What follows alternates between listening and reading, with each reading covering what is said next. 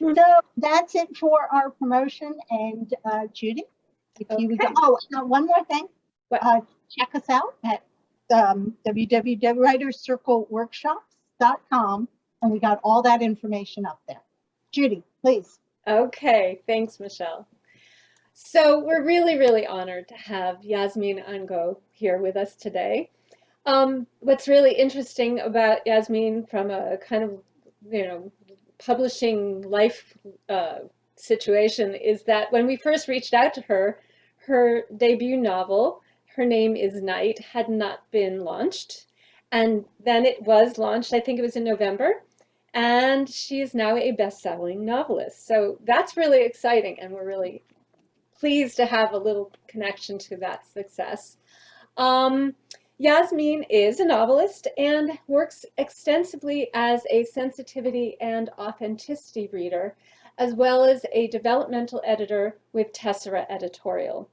She is a first-generation Ghanaian American, and her debut thriller, Her Name is Night, is about an elite assassin on a mission to topple a human trafficking ring and avenge her family.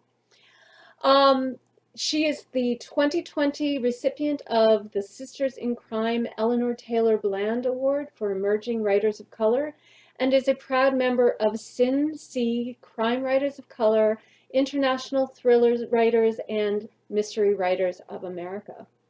So I'm really excited to have the conversation we're here for. But Yasmin, I just want you to share briefly, if you wouldn't mind, a little bit about the quote-unquote overnight hit thing that we talked about on email, because I think that they all will take great courage from your story.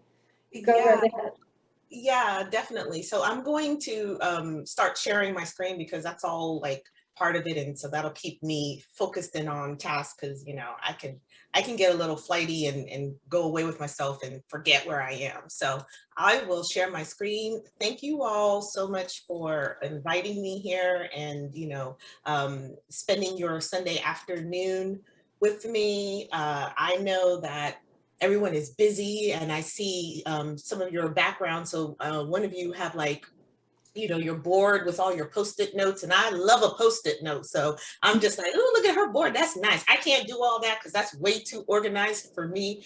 But if you saw my pile of Post-it notes, it's just stacked up on my desk here. So I am happy to always talk with other fellow writers and authors, and just talk craft, and then talk about where we were and how we got to where we are right now. So thank you so much for spending this time with me.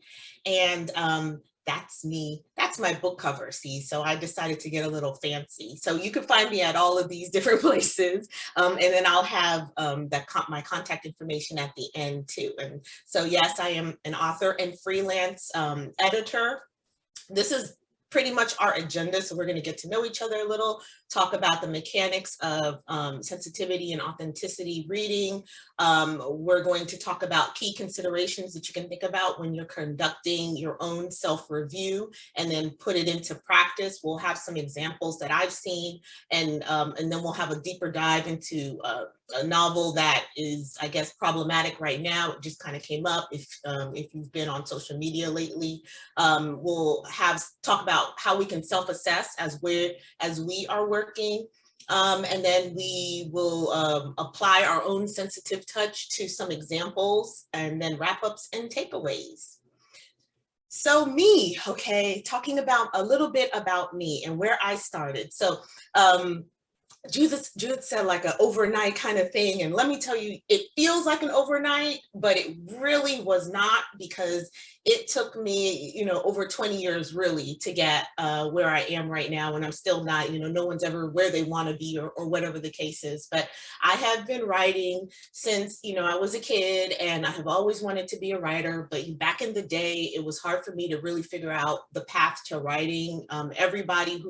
All my favorite authors, I just assumed, oh, they just became authors. I really don't know how to become an author, so I guess I better go to school and make something of my life, or at least that's what my mother told me. So I had to go and make something of my life according to her, and went to school and got my degree in English and education, and have been a teacher, for all that time. But But for 20 good years, I kind of put a pause on my writing because I decided that I was going to raise my family. And again, like I said, I didn't really know my path of how to become one. I started, this is not my first book that I've written. Her Name is Night. My first book was a women's fiction, and I queried it old school. Over 20 years ago, when we had to type up the query letter and print out a portion of our manuscript, 3 chapters or whatever, and mail it to all of these agents and things like that, and then have like the self-addressed stamped envelope where they could mail back rejections, and I got a plenty, and then I got finally an agent, and she tried to shop my my manuscript around, and it really didn't take. And so when she said, oh, I'm going to not be an agent anymore, I want to go to Los Angeles and do something else, I was like, okay, I took that as a sign of, well, maybe right now it's not my time. I'm just going to raise my child that I had. I was a military wife, and so I'm just going to kind of live life and then see how I feel a little later on. Well, after life changes and things like that, about 2012, my dad passed, and then I was just really thinking about what I wanted to do that was really making me, happy. I was teaching and things like that, but I really wasn't feeling fulfilled because, writing has always been the thing that sustained me, and I hadn't been doing it like I wanted. So I came back to it and decided that I was going to try again. I had this story, which is Her Name is Night, kind of percolating, not the full story, but I had the character, and I was like, I want to write about this woman who is just like, she's just kind of like a bad woman in terms of what she does. She's going to be like the head of this crime syndicate or whatever, and she's just really gonna just go off, because I was angry at the time, and so I just wanted to funnel all of my anger into this one person and let her do like all these other things. That's not how she ended up being, but that's how it started. So in 2019 is when I really decided, let me write this book and get all these thoughts that I have out. I'm going to make a go of it now, because it seems like, it's a little bit easier to become a published author. So I thought, so I'm going to really make a go of it. And so I wrote the book, I started in 2018, actually, finished it in 2019. And I said that I was going to start querying it in 2020 at the top of the year. And so got it all nice and pretty as best as I could, started querying it in 2020. And, received again a whole bunch of rejections, so many so that I thought I was going to quit, because there's just so many no's that you can take. And I really wasn't getting any tangible explanation as to why. It was mostly, oh, it's just not for me. And I didn't know what that meant. And so, so I was about to quit. And then one of my writing friends, because I was in a writing group, and those writing groups are really what sustained me. Your writing groups, your critical partners, things like that, that you share books with and stuff like that. Well, another author was like, oh, there's this group, Sisters in Crime, and they have this Eleanor Taylor Bland Award that Judith mentioned, and you want to apply for it. And I was like, I'll apply for it, but it's not like I'm going to win, because I don't win anything. And and she was like, oh, just do it anyway. And I was like, all right, so I'm just gonna like do this one thing, and I'm gonna apply for it, and then I'm not gonna get it, and then I'm gonna quit. And so that was my plan. I was just gonna quit and forget this thing. I'm just not gonna be a writer. I'm just gonna be, Yasmin. I'll just be a teacher forever. But lo and behold, I got an email. I forgot that I had been sending out like these, my email, my queries to agents and things like that. I got an email from my current agent, and she said, hey, can we jump on a call? I want to talk about your book. And I was like, what?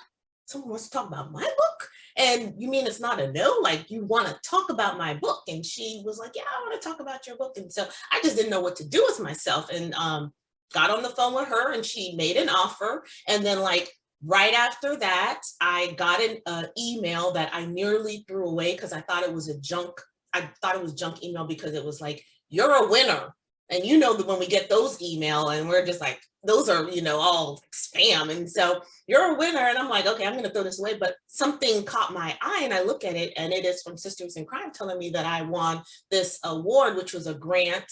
And for I guess I had sent them a partial of my book. And so it was a grant that I could use, for anything. And so I couldn't believe that, I won. And then I couldn't believe that someone has offered me representation after all these rejections that I have amassed throughout the years. But especially for this book, I had so many rejections, so many, and I mean, it's in the, you know, at least 100 that I had, because I was just sending it out and I was just hoping that someone would give it a chance. And so that's why on this screen you see like this road. It was very curvy. It wasn't a straight shot for me. I went from this sweet dream. See, that's little Yasmin with her hand in her, you know, air, and she's like, I'm going to be an author and all this other stuff, and my hair, I have good hair in there and everything like that. And then at the end, at the top is me with my book, and, you know, not only having a book deal, but now I have a TV option as well.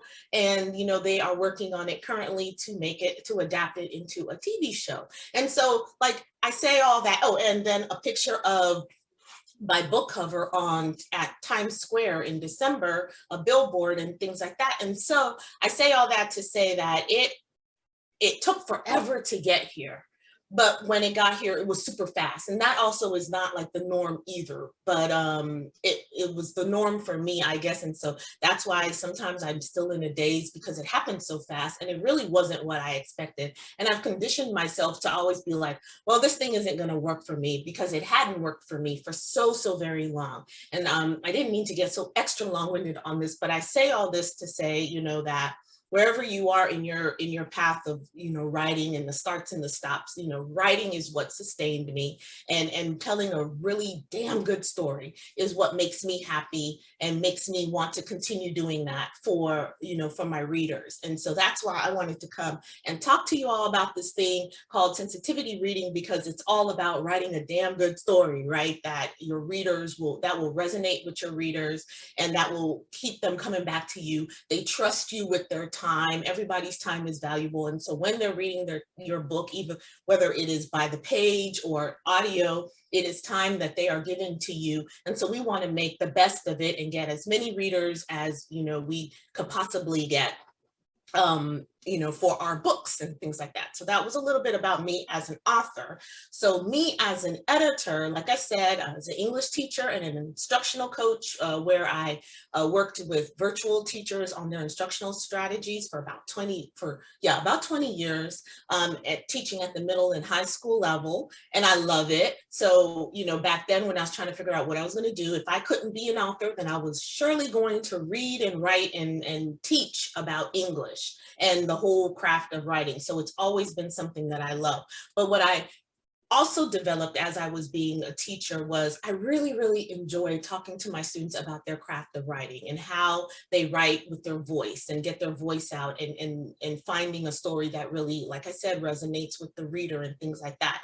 And so when I was, you know, querying and trying to figure out how I was going to get myself, you know, where I needed to be on Twitter, learning social media, because I did not know it, and I had to literally know it or learn it in like 2018, 2019.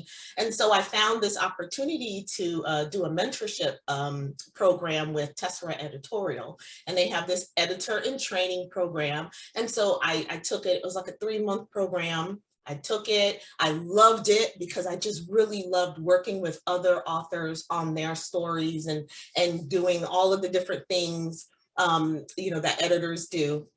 And so I finished it, and when I finished it, I asked Krista, who is the person who created the whole entire program, if I could just stay on. I was like, I just don't, you can't get rid of me. I want to do this. And so can I be part of staff? And so she was like, okay. And so that is how my sensitivity reading, editing, freelance part of my life really began. I also was in the source books editing program in 2021, and that was another 3-month stint, and that was more, you know, like a traditional that is a traditional publisher, so going from acquisitions all the way through the life of a book until it goes out to publishing. So I have worked in everything from developmental editing, acquisitions, marketing, production, line editing, you name it, I have, you know, worked in it. What I really love is developmental editing, because I love working on craft and plot and the story with authors, and then sensitivity reading, because I also want everyone to be able to present the best book and to have their voice really shine through in the way that they want it, and to have their intentions be transparent and whole and honest, you know? So now I am a co-managing editor at Tessera Editorial, a developmental editor at Strive Publishing, which is a smaller publishing house that just kind of started working with their authors who do a lot of nonfiction. And then not only working with Tessera Editorial, I have my own cadre of personal clients that work with me on nonfiction and fiction books. So I have my personal one, and then I have Tessera. So a lot of editing as well as writing going on in Yasmin's world. And so my clients that I've worked with include all of these different people: Macmillan, St. Martin's, Quarto, Callisto, some of them you've heard. So a lot of nonfiction is what I've done, a lot of like journals, memoirs, things like that. And then I've also done children's. I've done some historical fiction for Harper Christian. I've done, which I did not put up there, and I've done Macmillan and all of that. And I have done, like I said, anything from reader reports, which is for agents, for them to determine if this book is something that they want to, this query is something that they're interested in, all the way through all of the different processes and parts of traditional publishing. And like I said, developmental editing and sensitivity reading are my jam. That's the thing that I love to do.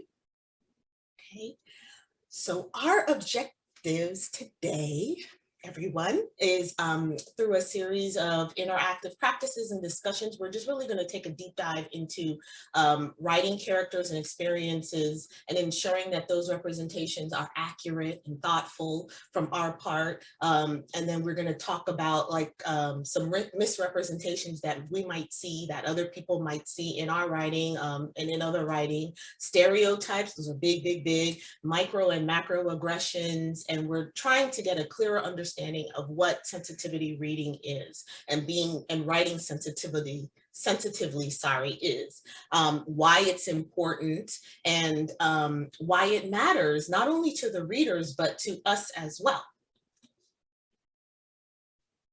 Okay, so I said put it in the chat, but I can't see the chat. So maybe Judith or wonderful Michelle will let me know what's in the chat, or since it's just a small group, you can, hop on the mic and tell me, give your answers. But if you could please tell me like why you personally write, and then also like what you write, your genre and your category. Like, so I write adult fiction, thrillers, women's fiction. I will do some YA and things like that. So what about you? What do you write? Why do you write? And I'm going to suggest that people just pop on and speak, because I could read the chat off too. I'm trying to figure out how to share the chat, but just pop on, anyone who would like to start. Let's see, I'm gonna put my gallery view on. So hi, I'm Ginny, and I started writing because working as a teacher wasn't totally fulfilling me. So I related to some of what you said, although I do love teaching. I'm a historical fantasy writer, and I work with LGBTQ characters as well as characters of color. So this is a very important conversation to me. Yes, yes, yes. Thank you. Thank you. And that's a historical fantasy. Okay. That's two tough ones right there. Okay. I'll piggyback on that. I was a history teacher for many years, but I also resonate because I've taken a long gap with writing to raise my family. You're a military wife. My husband was a physician, so I was putting him through school and doing all that. And so I feel a little late to the game, but I've been really taking up my writing. And I, with the historical background, I'm doing mostly historical literary fiction. Okay, yes, it's never too late. Listen, I'm of a seasoned age, so don't let all those little 20-something-year-old debuts fool you. Okay, some of us are out here and we love to see it. So please, thank you for coming back to it. Mm-hmm. Susan, do you want to go? Well, unmute. Yeah, I also took a lot of time out raising a family, and I'm was primarily a poet, and I have a couple of books, but I've recently been writing much more prose and doing memoir work with Judith.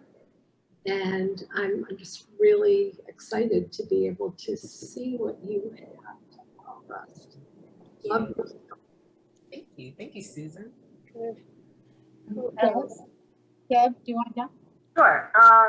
I'm publishing under Debbie Green, so I'll say I'm Debbie Green. And I write really to channel I guess my creativity and my love of telling a good story. I like to make people laugh and cry, I guess. And I write contemporary and historical fiction, women's fiction.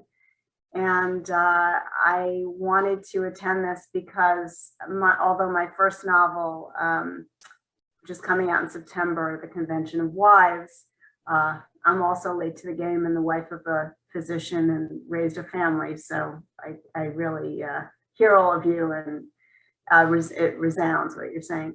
But anyway, my first novel, I don't think I had too many sensitivity issues with, but my second novel actually has an African American woman in it who, Michelle will laugh, was a minor character who kind of somehow took over my book. And I'm just curious about this topic and how to best proceed. Awesome, great. Yay. All right, well, thank you all. I love your stories. I love that so many of us have, stopped to like raise family, and then we're coming back to it, to the thing that grounds us and things like that. And that is why I was like, this is a great, as soon as I saw you, I was like, oh, this is going to be a great, these are my people, because we all have like this story. And you're already starting the work by being here and having, your inquiries about how to do this thing called sensitivity reading and reviews and things like that. And it is, so I commend you, because it is not a tough, it's not an easy conversation at all. And this is absolutely a safe space, and you can ask, whatever, that is on your mind, and any, confusions that you have. Now, I'm not going to claim to know everything. I'm just going to tell you what's in this brain of mine and just like vomit it all to you. And then we could try to make, sense of what it is. But like, thank you again for being here and for telling me what you write. It all sounds amazing. Memoirs and women's fiction and historical fiction and historical fantasy, which sounds really cool, and all of that. So thank you very much. So we're getting into the mechanics of sensitivity and authenticity readings, and you'll see both of those because those words are used, concurrently. Most of the time you'll hear sensitivity reading, but we're kind of trying to shift into authenticity reads, because it's not always about, sensitivity and things like that. It's about like being more authentic, not only to make sure that you've got like the mechanics of whatever you're writing about correct, but also that you're being authentic to that group of people or experience that you're representing, more so than like being sensitive. I'm being authentic to that, and using authentic language and things like that. Oops, I'm going too fast. All right. So in thinking about why you came, and you kind of already mentioned why you were interested in, coming into this workshop, but what do you wonder, fear, or know about sensitivity, authenticity reading right now? And you don't have to answer everything, but like, do you have any misgivings? Do you have any expectations? Do you already kind of know, a little bit about it? Like, where are you right now, so that I know where I need to go with the whole conversation? Are you scared of it? I hope not. Please don't be. I would say something. I have mixed feelings about it, I have to say. There's a part of me that wonders, as sensitive as we all want to be, how can anyone represent, an ethnicity, a religion, and anything, and for it to be able to help you in better representing that group. And what kind of certification is there to be a sensitivity reader and all of that? So my head goes there, and yet I have to say, thinking about this topic in writing my second novel, at a certain point made me go back to, in particular, this character who's African American, and take a little more time to do research and develop her character in a little more detail and things that I didn't know about. I had Jewish, Caucasian, and Italian characters that I much more easily felt I could write about because I had that in my head, but there were things I didn't know. So I feel a lot of different ways about this, but that's sort of what's been ruminated. Thank you. For me personally, I do have to say I'm a little scared, but I'm very eager. I want fantasy is a genre where a lot of people have not been represented well. And I come from a fandom background. I've been to conventions. I met my husband in costume. And I know there's so many people of color, trans people, LGBTQ people who feel like they can't dress up because they don't match these fantasy characters. And I want to give them those fantasy characters that they can dress up as. I want to make them feel represented. I want them to see themselves. So in order to do that, I need to do my homework, and doing homework is hard, but I want to do it. Yeah. Amy, I think you wanted to say. Yeah, I was just going to say that, you know, I've had the joy to work for volunteer for a couple Black-led organizations that are doing some anti-racism work. And so I'm real sensitive to the idea of like knowing my lane. And so I think one of the things as I'm writing is that I'm trying to tell a story that that has to do with some real things that happened. And yet I know that like, I don't want to appropriate someone else's experience, but I also want to center the people that were harmed and weren't centered in the actual historical narrative, right? And so I feel like I'm trying to strike that balance between where do I know what isn't my story to tell, but if no one's telling that story and I'm the one to tell it, how do I do it in such a way that centers those people without me messing it up? Does that make sense? Makes sense. That makes sense. And that definitely is a tough one. There's not an easy answer for that, because it is just, you're already starting, you know, by doing the work, by working with those organizations. And so you are aware of all that. And so your questions are already wonderful questions in that you are aware of how difficult it can be to navigate that, and it's difficult for everyone. It's not just, you know, it's for me too. And I'll talk about like my book, because my book is not, remember, it's an assassin going after human trafficking, so there are experiences in there and things that are in my book that are super, super tough. And so I'll tell you how I tried to navigate that, and, you know, as a Black woman, because there are things that I have to also be sensitive to in terms of experiences that I'm writing about that are outside of my lane, and knowing what is my lane and what can I write and how can I do it, and not make people feel like I'm appropriating. And so,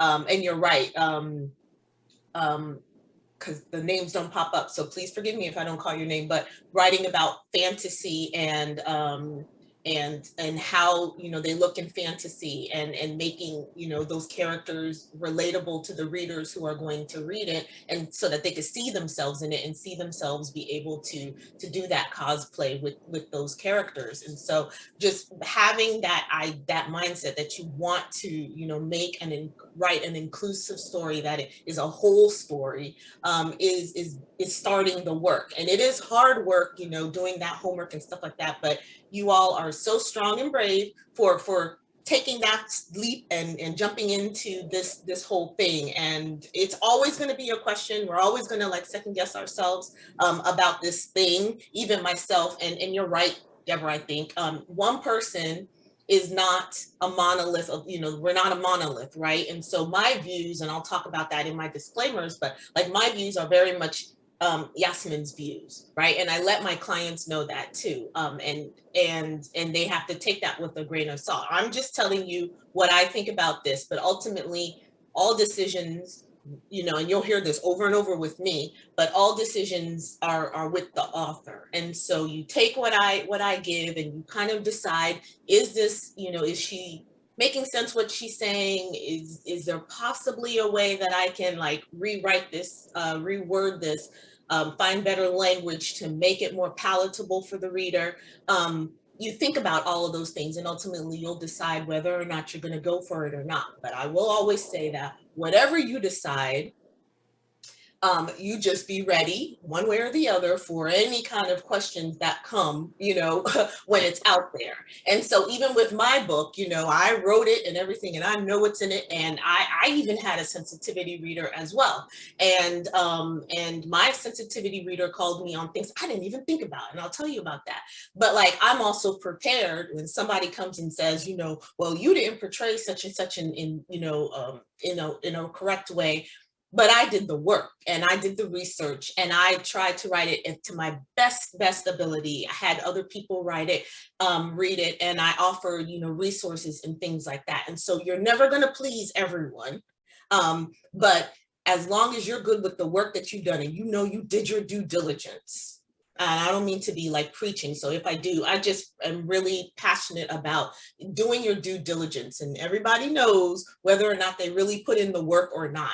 You do your due diligence, then that's all you can say to everyone. And you have to just give it to God, and say, that's just what it is. I've done my due diligence. I did it as respectfully as possible. I can talk to you about the research that I did. And honestly, I don't know that there's been too much more pushback. When you hear the controversy and people are questioning the writers or whomever about their problematic issues, what are the responses? Like, if you're thinking really about what the authors respond, have they all ever really said, like, I really did the work?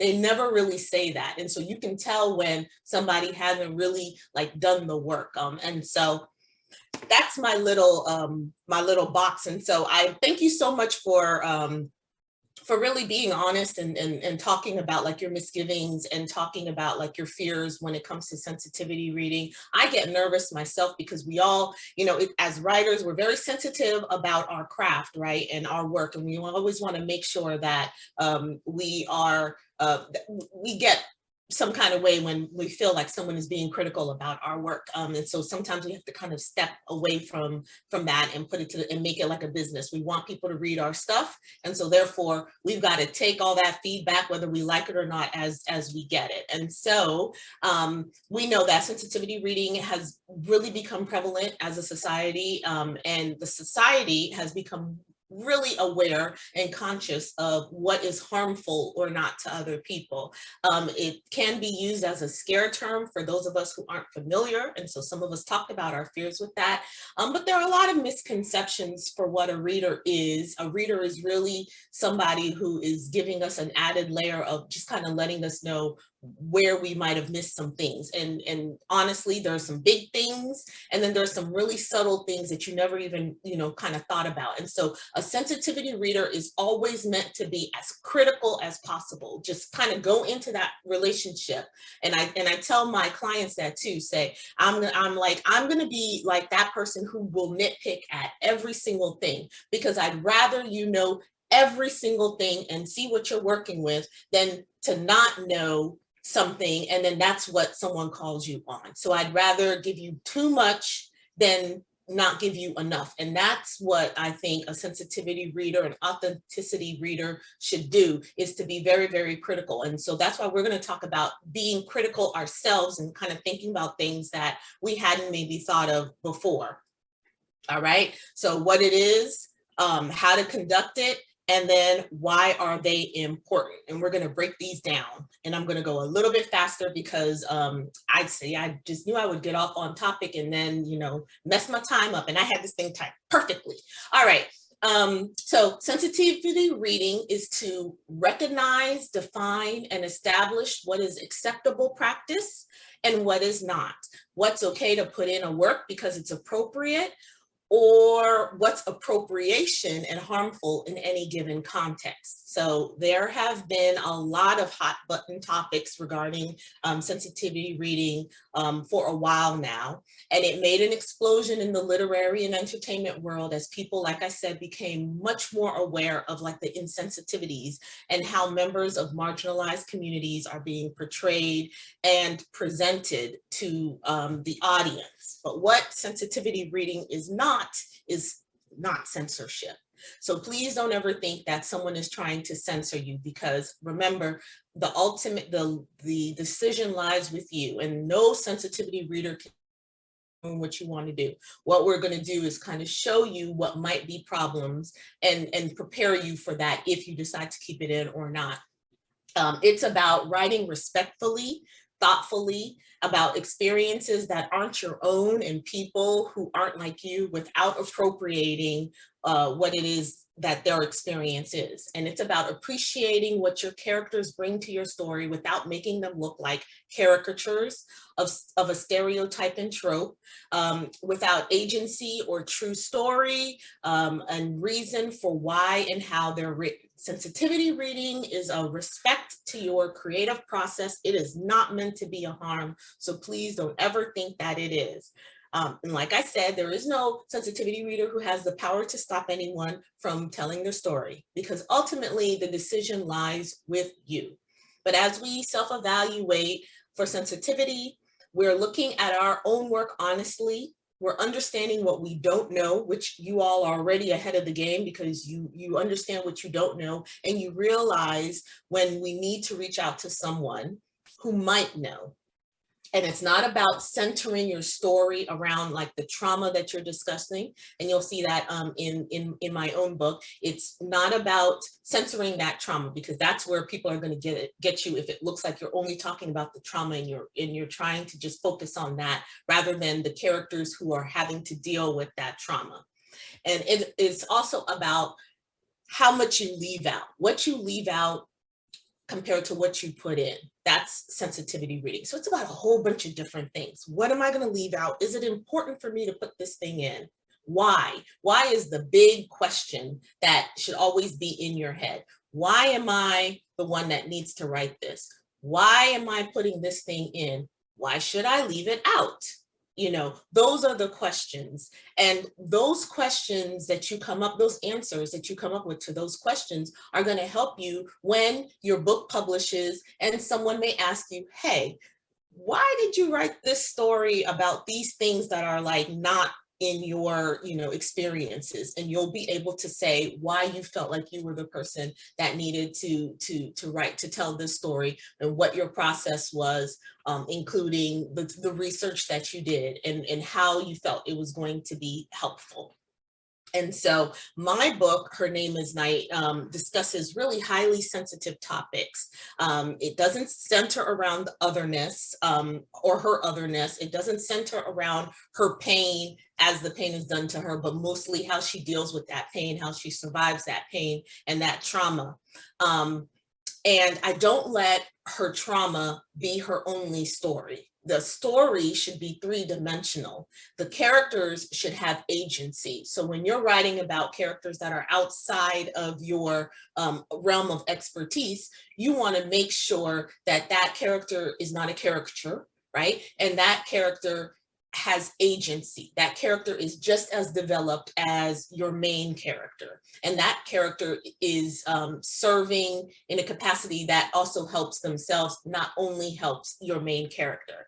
And so those are the things that will help you when it comes to like appropriation, because you're not just picking things that you like from certain groups and certain characters. You're giving us a whole character instead of like a partial character. Okay, are there any questions so far about what I've talked about? Like, what is sensitivity reading? Sensitivity reading is a whole lot. I mean, like, that's just being honest. And so do we have any questions so far? Okay, so how do I conduct a sensitivity read? First of all, you know, sensitivity read can be anything, honestly. Like, even if you go and you ask, like, two of you have physicians for husbands. So like, if you're going and asking your husband, like, how, a certain procedure is done, or does a physician, have, format their day a certain kind of way, he's giving you authenticity to what you're writing, right? He's your authenticity reader in a sense, because he's giving you credence to what it is that you're trying to put out there. And so like, it can be like the most like smallest thing. If you're talking to your kids about how kids talk, what's the language that they're talking about in school today? What are they wearing? What are they, how do they do this thing called Twitter and stuff like that? Those are all sensitivity. That's all part of sensitivity reading. So sensitivity reading is honestly anything that is not within your realm of expertise, that you're asking about, that you're getting that additional research,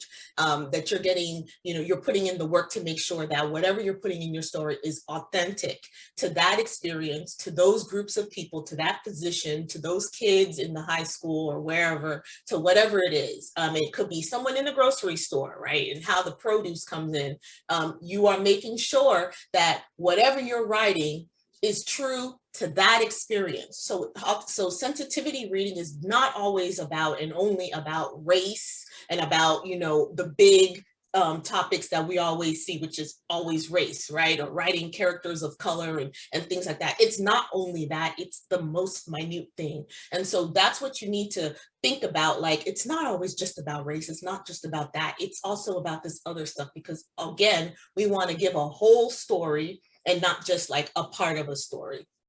And so a lot of things that I personally look for when I'm doing a sensitivity read is I'm looking for outdated, harmful stereotypes and appropriation. I'm looking to see if the writing is free of bias, because we've got that implicit bias. And we're going to be honest, we all have certain things that we think about everybody and everything, whether we think about it explicitly or implicitly. Even Yasmin has it, right? And so what we have to do is make sure that whatever those biases are, how are they looking into what we're writing? Because our writing is an extension of us. It is our mind extended into prose or extended into poetry and things like that. And so you want to make sure that whatever somebody else can see that, then that means, oh, well, then I better rein that back in. And I need to figure out how to write that in a different way so it doesn't look, because clearly I've got some things that I need to like kind of maybe work on or not, or whatever the case may be. So I'm looking for those kinds of things. I'm looking, I'm checking for like, harmful terminology, and if that's being used gratuitously. So like if those outdated terms that when we talk about historical fiction, if those terms are being used over and over and over and over again, do they really need to be used that many times? I mean, because let's respect our reader. Our reader is intelligent, and our reader can assume, and our reader can infer from what the time period, from what's going on, all the things that we're writing, that these things are being said to this character. And so how many times, you might use it once and kind of get away with it to kind of set the tone, but how many other times does it need to be said before it's too painful? All right. So when a client comes to me, they may ask me specifically, I want you to check for if there's a stereotype about the African American experience. And so I know I'm looking for that, but I don't only look for that, because by now, since I've done so many, I know that, oh, there's some things that people might miss. So I'm going to look for that, but then anything else that kind of jumps out at me, I'm going to just kind of like make a little notation in my notes and let them know, hey, just FYI, there's this here too. I know you didn't ask me to check on that, but just try to make you aware that this thing is here in case you want to kind of go back and see if there's anything you want to do with it or not. That's up to you. And then I give them a little smiley face, because that's supposed to like give it to them all nice and shiny and pretty, like Mary Poppins, a spoonful of sugar makes the medicine go down. That's me. I'm Mary. Okay. So So that's the only, so when I'm reading, I'm not just reading for those specific things that I know, you know, being Black, being a woman, being a mom, being a military spouse, being, you know, blah, blah, blah, educator, all this other stuff. I'm kind of giving it a holistic view. And that's what I'll give you like the kind of list that I kind of go by so that you also have a holistic view when you're doing your own self-assessments. And you'll be able to see if you're thinking about these things as you're writing, you'll catch yourself, because like for my second novel, I caught myself in some things. And just like Deborah said, she wrote her first book, it didn't really have any issues, but for her second one, she caught herself, right? Because she's a little bit more aware of how she wants to present her character. And so that's what, you know, the goal is, to kind of catch ourselves before anybody else catches us, right? Because we don't want to be caught by other people, catch ourselves first. Okay. And so I've said this before, so I'll go through this really quickly. Sensitivity reads are not an endorsement. It's not an absolute endorsement of your work. So when you go to that reader, that doesn't mean that they endorse what you like, you know, wrote, or like what you wrote. It just means that you started to do the work and they've checked and they've told you what they thought, and you can take their thought or leave it however you may. And also, they're not a monolith. They're only one person. So even if you go to 100 people, it's never going to be everybody. And so you're just going to have to kind of maybe take the consensus and really see if there is validity to what they said, or if it's something that maybe they were just off the mark. And sometimes they can be off the mark, right? But just like I said, always make sure that you are able to justify whatever it is that someone else may ask you. Most of the time, they're really probably not going to ask you about it, but just to be prepared.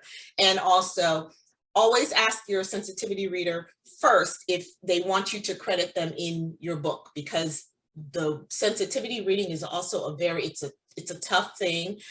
They like to be private. And they like to really be like, they don't want a whole lot of like glitz and glam and things like that. So it's not like, you know, when you're just saying acknowledgements and thanking, you know, the world and thanking the Oscars and all this other stuff. They really don't want to be seen. So just ask them first. And then, you know, they'll tell you, yeah, it's okay or not. And if they tell you, no, I don't want to, don't take that as an offense. It's just like this is such a touchy subject that it's easier to just kind of be in the background and help you without like being on blast, if that makes any sense. All right, so why are they important? We've talked about that a lot, but it's because they are going to ask the whys. Why is this important? What is your goal? Why should we as writers really care if someone gets offended and upset in this newly woke world? Because everybody, you know, gets sensitive and seems to get offended and things like that. Everybody's just too damn sensitive.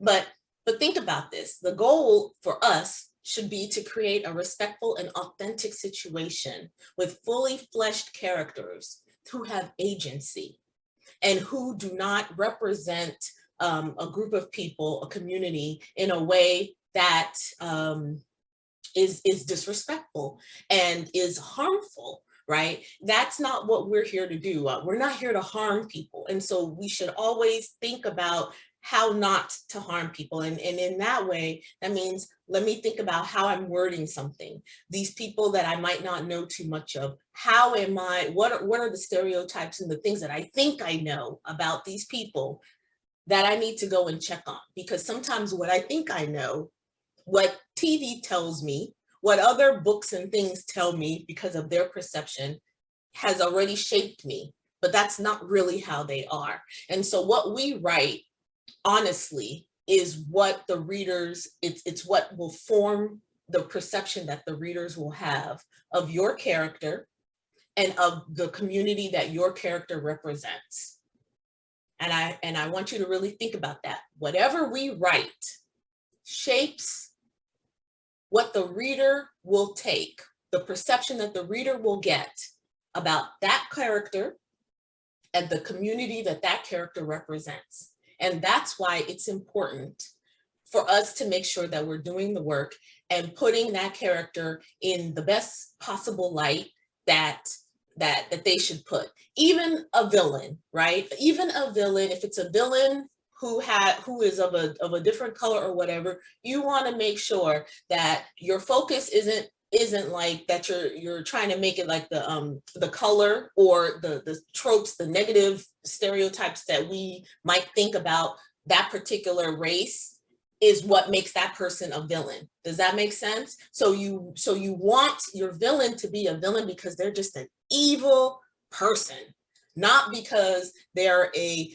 Black person who, you know, has 10 kids or, you know, whatever, you know, all those kind of stereotypes that are wrong. We don't want that. And so that's why we make sure that we don't write in that way where we're listing all those kind of stereotypes, because that is going to form the perception for the reader that all people like this must be like this because this character is like this. And it's going to formulate that for the reader.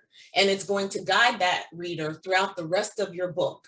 And so those are the things that we want to just make sure that we are thinking about, is how am I formulating this character for my reader to proceed? All right. Can I? Oh, question? Yes. I hear what you're saying, but I feel like there is this push to write, and you answered it in a way that the villain is the villain because they're a bad person, not because they're a certain race or whatever. But I feel like there's a push for writers to write people who, for example, have had a history of poverty within, you know, their community or whatever, to write them aspirationally, not to try to stay away from writing anything negative or anything in the history that, you know, is a put down or a whatever. And that makes me concerned, because there are times within lots of communities where what was going on, not in the whole community, but in part of the community, was not a great thing. For example, I grew up in Linden, New Jersey, and there was a large Italian community, and part of that community was involved in the mafia. And that was just true. And there were cars with gunshot holes, and like there were things we knew as kids. That was part of what was going on. Now, as a writer, am I, you know, to ignore or be concerned about representing some of those families with, you know, what I didn't firsthand, what I secondhand knew about, because that's something that for the Italian American community, they would rather not have brought up again and again. And I feel like that is the intersection of this conversation that gets really kind of wonky. You know? Yeah, no. Okay, so what you're saying is true, right? But what I also heard from what you're saying, and I might have, you correct me if I'm wrong, you also lived in that community, yeah? Yes. And you said you grew up in that community as a kid. So while you might or might not identify as Italian America, you lived in that community. That was part of your experience. And so therefore, you can write, when you're writing from that experience that you've had. You're not writing as an outsider of that experience. And that is the difference for you, and why you can write it however you're gonna write it. And when you tell people, hey, well, I've lived in this community, not to say that people who live in the community should totally dog out the community either. They shouldn't. You should always write, you know, respectfully or whatever. But whatever negative you write, there should always be a counter positive. And that's the thing. It's about balance. And so nobody is going to say, no, I don't think anybody has ever said you can't write anything negative about a certain group or whatever, because everybody is good and bad and indifferent. Everybody is. But what happens is when some writers write, they write all, and that's what I'm talking about, stereotypes and negative stereotypes. They write all the stereotypes, all the things that make people look a certain way, and they leave all the other good stuff about that community out. And that only gives you one story. It doesn't give you the whole story. And so when you're writing, you want to just make sure that you're giving a full and whole complete story, the good as well as the bad, and people will accept that. Does that answer it a little? You know, it's just really about balance. It does. I just think when you have multiple characters, not every character is the main character, and I'm not sure how much you can go into all this detail with supporting characters, and I think it gets difficult. Right. But anyway. Yeah. Well, May I give an example? Oh, sorry. Go ahead. Say I'm that so again. sorry. I don't mean to cut in, but I feel an example of a good balance, at least from my perspective, and obviously I'm not speaking for everyone. The evil gay man is a trope that we see a lot. And Diana Gabaldon in her Outlander series, her original main villain was a gay man, and it was as bad as it could get. And that was a little, even when I was watching and when I was reading, I was a little like, eep.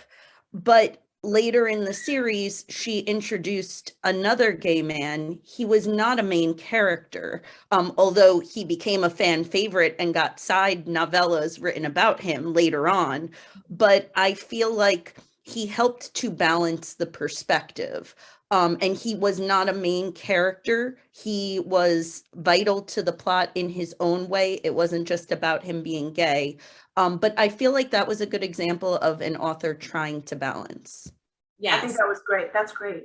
Yes, yes. So I've never watched Outlander, but yes to all of that. And it's actually on my to watch list. But yes, so that's exactly a perfect example of balance, right? And you don't have to have, it doesn't have to be a main character, but any character in your story should have a good, a redeeming quality and a bad. I mean, that's just balance. So if you in your supporting characters, you know, only if they're only being shown as one way, if they're only being shown as perfect, that's a problem as well, because, you know, we can't, that's not an authentic representation of that character.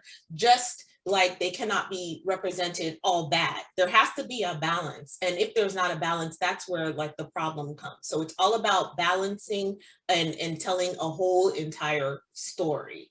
It's about the language we use, and it's about just the picture that we're creating for our reader in making sure that whatever it is that they're going to take from our story, it's a whole balanced story. So talking about my specific book, right?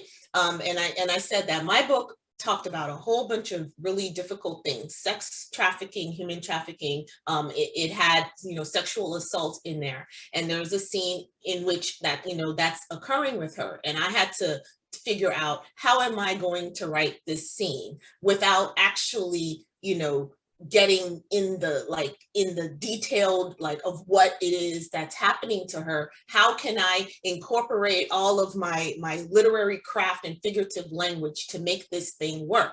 And so I found, you know, the snippet of what I had written. And so here it is where she is. And from here, you can tell me or not if you know what's happening to her without actually using the words, right? My agony sears through hoarse whimpers because I have no voice left.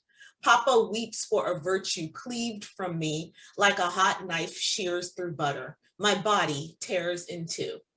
She's telling you from her perspective what's happening to her without telling you what's literally happening to her.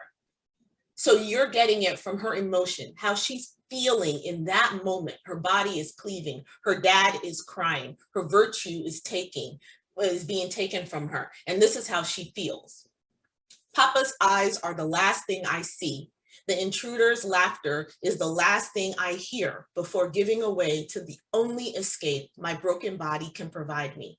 I thrust myself into a realm of unconsciousness, separating mind from body.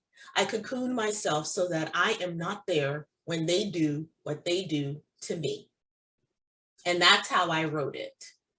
And I wrote it, and that was tough, you know, to have even written that one, because it goes on, you know, a little bit longer or whatever. But in that way, that is the way that Yasmin felt like I can write about this 14-year-old girl being raped without saying that this is what this guy did to her. You have no idea what from the guy's perspective, what's happening. You don't see that. But what you feel is this 14-year-old, how she feels, what she has to do to sustain herself in this moment of the worst thing of her life, and how she leaves herself so that she doesn't have to experience that. And so that's how I wrote that, around the language without actually using the language.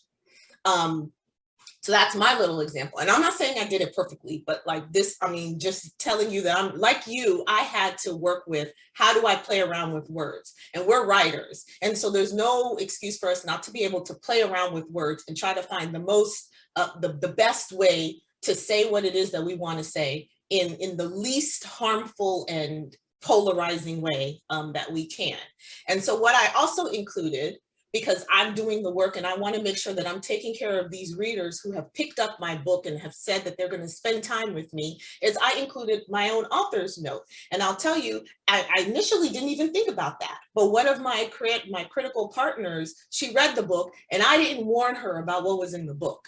And so she's a romance writer. So you can imagine she's thinking romance. And then here she has this, thriller book. And she said she was really taken aback by the stuff, by this that I had written, because she wasn't prepared. So I'm like, oh my gosh, I'm so sorry. I didn't even think about that. I need to prepare people. And so I wrote this note to them, letting them know that these are the things that are in the story. You're going to, experience emotional, sexual, and physical abuse. You're going to have parental death. You're going to have all these different things. And I just want to let you know right now that I tried my hardest to write it as respectfully as possible, to give it to you from her point of view, and to let you know how she felt about it. And I am in no way trying to be disrespectful to everyone who has experienced something like this. I just want to talk to you about this one person and how she felt when this thing was happening to her. And I'm not saying that that's perfect what I did, but to me, that is me helping by preparing the readers ahead of time. So if you have something, these things that you're talking about, and you just want to make sure that people are aware, you put that, at the beginning, you let them know, hey, this is what you're going to come across. And I'm just letting you know this right now.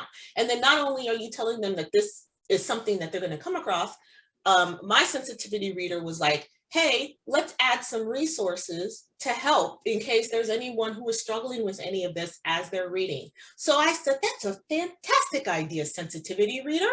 And we put these resources here, because anything to me that is a harm, I want to also help. I'm not going to only give a problem, but I'm going to give a solution as well. And we're going to give the resources to help you go through this book when there's those hard parts. And there are hard parts. People had to put it down. I understand they picked it back up, when they felt ready to continue on with it. And they have these resources to also act as a buffer in case, in case they feel like they need to, reach out. And I've had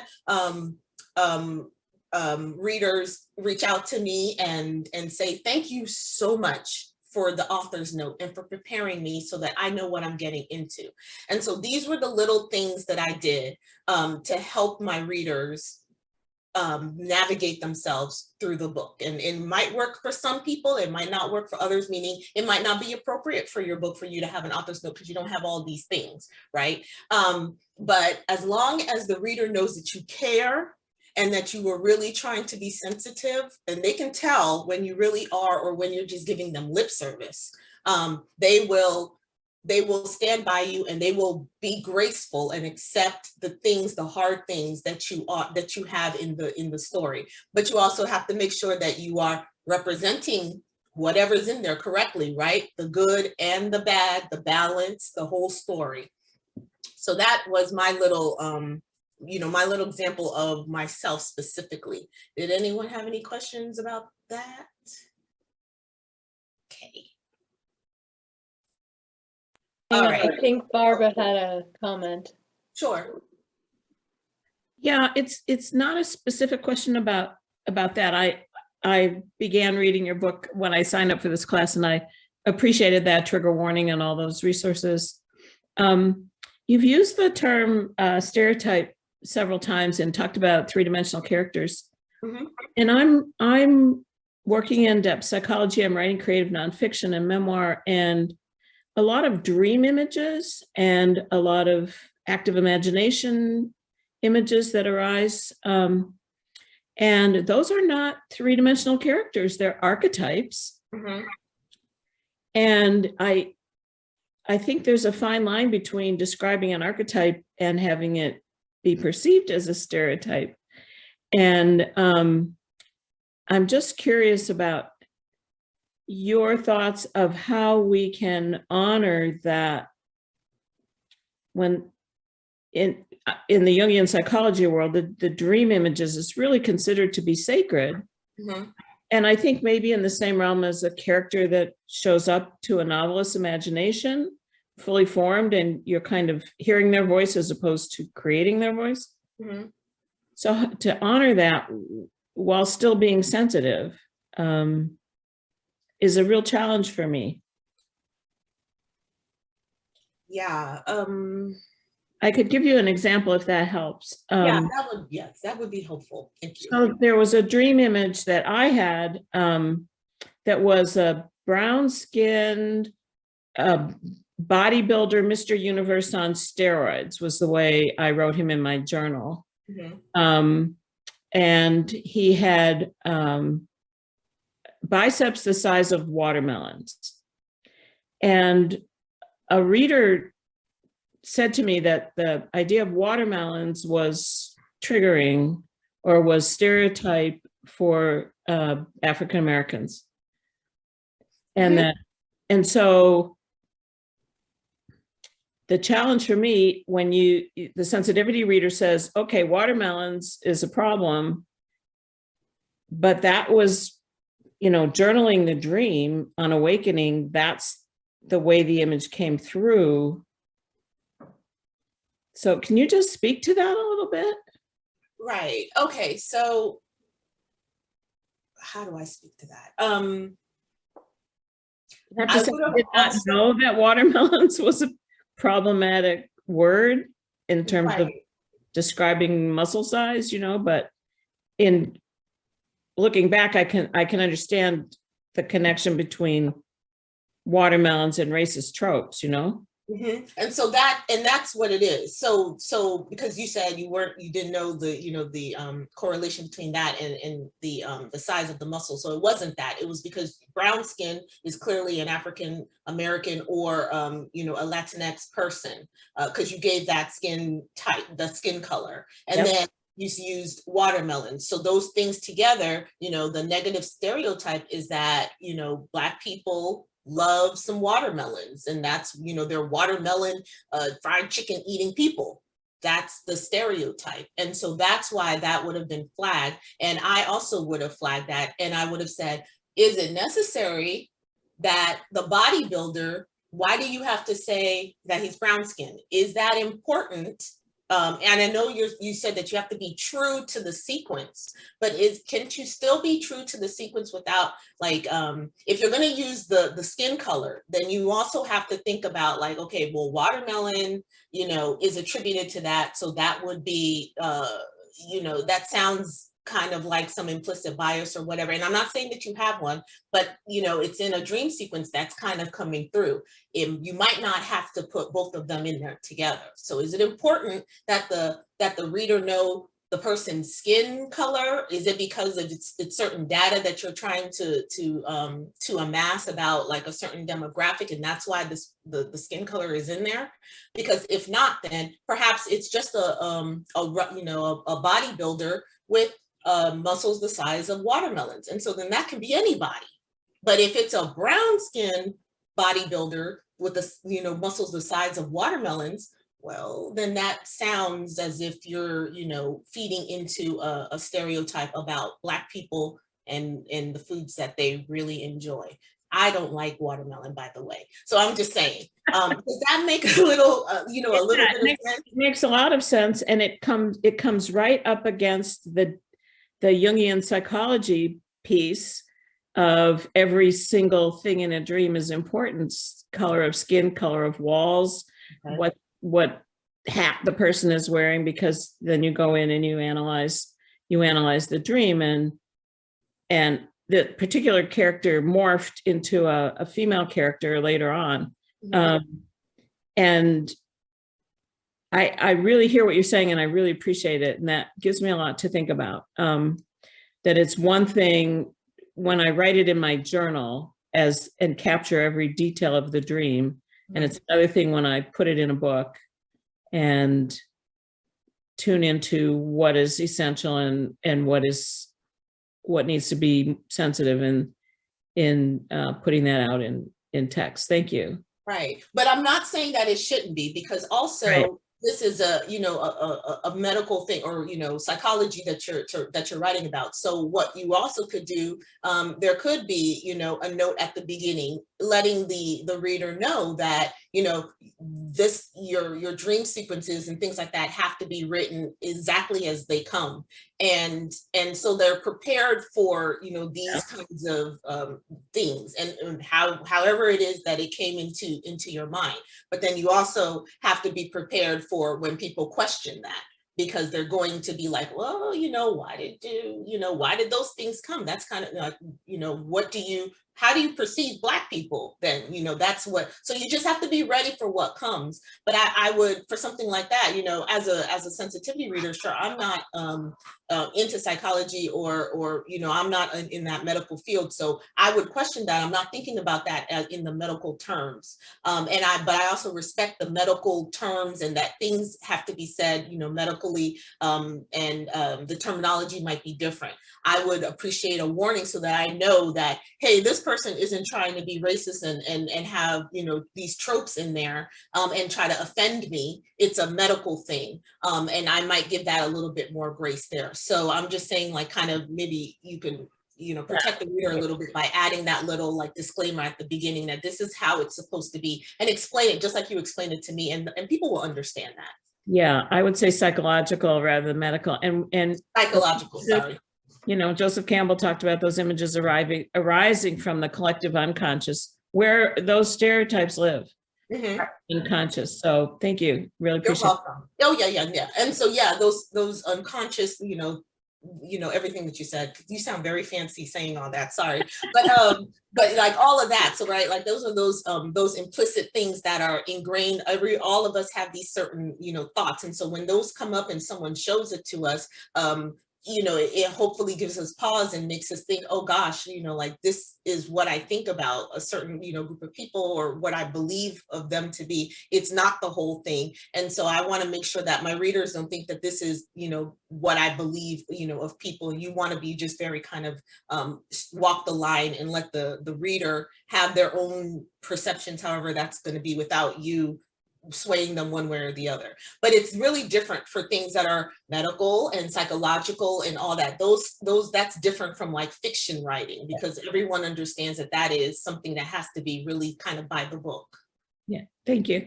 Can I ask you a question? Sorry, I know I don't want to interrupt if you want to get through your presentation. Oh, no, go ahead. No, that's perfectly fine. I just think sometimes with the stereotype thing, I'm going to give an example, and I think I feel like in an attempt to try to fix something, you can have another problem. It's sort of endless. I have this character who's a African American. She's a nurse's aide, and she's lovely to her patients, and she's a mom, a single mom, and she's this wonderful, positive person. And I keep getting feedback that she's just so good. She's too good. She's, and it's not that she doesn't have struggles. She does. So then I thought, okay, I'm going to make her go after her sister's husband because she's not perfect. And then I think, well, then that's sort of the Black vixen, and I can't do that. So how can she be bad? And and I want to flesh her out as a character, and I have in other ways, but she can't be this perfectly happy, wonderful individual for everyone else. I need to give her something that, she has a struggle. She has a struggle with what she wants to do with her life, but I'm trying to figure out something that she's like, she's not perfect, but my head is going to that. And then I get warned off that because I can't do that with her. It's hard. I don't know how to. I mean, it is hard, and I don't know that I have an answer to that, because especially for that specific one, in terms of like, what are you going to do to make her bad? Because the same things that she could be bad in is the same things that any woman could be bad in. There are white women who go after husbands and things like that. Right. there are, you know, so like that's difficult, but that person was definitely right in telling you that you made her too perfect. Well, initially you made her too perfect. There's a term for that, and that was down further. And so I might flip through that and so that we can get to that, but there's a term for that. It's called the magical Negro. And you don't want the magical Negro because that is the perfect person of color who has no thing that's wrong with them. They are absolutely perfect. They are heaven sent from Jesus and God above, right? And they are here to serve, to, you know, highlight the main character, to give credence and voice to the main character, to counsel the main character when they're sobbing and talking about how miserable their life is. That person is there to make them feel great, you know? And so you don't want that person, because there is no person in this world who is that perfect person, except for if they were the magical person. And so, you know, we've got that in The Green Mile, right? And that The Legend of Bagger Vance, those are examples. There are just like really a lot of, and it's not even just people of color. It could be any marginalized community. You could have an LGBTQIA person who is considered magical because they are perfect, you know, in every way, and sent as a counsel. And so you just have to be careful with that. Now, in terms of what to do to you know, to make her, you know, if you're having to think purposefully about what to do to make her not as perfect, then, you know, she isn't like really, I guess, fully fleshed. It should be something that's a little bit, you know, natural. Think about some of the things maybe you, like your girlfriends have gone through that you thought was, you know, really annoying and like kind of a bad character or something like that. And maybe you can attribute it to that person. Someone, if we're talking about like whys, then the question is, you know, why does this person have to be why do you have an African American in your story? Like, what is it just, I mean, like, why is she in there? What is her purpose? I find that such an interesting question, because in my experience, and this is my experience as the writer, this is what I come forth from, in this community where I live, that there are communities of color butting up against communities not of color, and lots of mixing, that the vast majority of nurses, aides, or home health aides happen to be African American. And that's why I mean, in my mind, she was. And so I'm not sure what the reason is behind that. Like, what is the reason why there's an old Jewish white lady? I mean, I don't know if, you know, there was no, there's no agenda. I mean, the agenda with the book is the intermixing of these communities. There's no specific agenda behind me doing that, except that's the experience I'm writing about. Right. But I guess the question is, and you were talking about stereotypes, is, you know, you're going into, as you said, the magical character, and you don't want that. You want her to have agency, and she is fleshed out in other ways. But it's just that when you want to get rid of the stereotype by giving a little more detail, even something you pick in the detail can make some people's minds go to another stereotype. So it gets, you know, I feel like you're on eggshells sometimes trying to avoid traps that you're falling into. And I don't want to feel that way when I'm writing all the time. It's exhausting. Right. I totally understand that. I respect that. And you're not wrong in that. It's hard, you know, to really think. So so some of the things that jumped out to me from what you said, in your experience, you said most of the home aides, right, were African American. Yeah. Right? And so this character that you've written, she is also a home aide, you know, yes. A nurse's assistant and stuff. So that would be, if it was me, that would probably be the thing that I would say, hey, maybe you could change that. Does she have to be, if she could be African American, because it's great to have, like, you know, that diversity, but does she have to be the nurse's aide? Can't she be a doctor? Can she? But I'm not writing her as an aspirational character. This is where I get into trouble with it. This is in my story. I actually need her to be in these people's lives. So this is why she came about in that way. it's not my job to, you know, write aspirationally about all my characters. I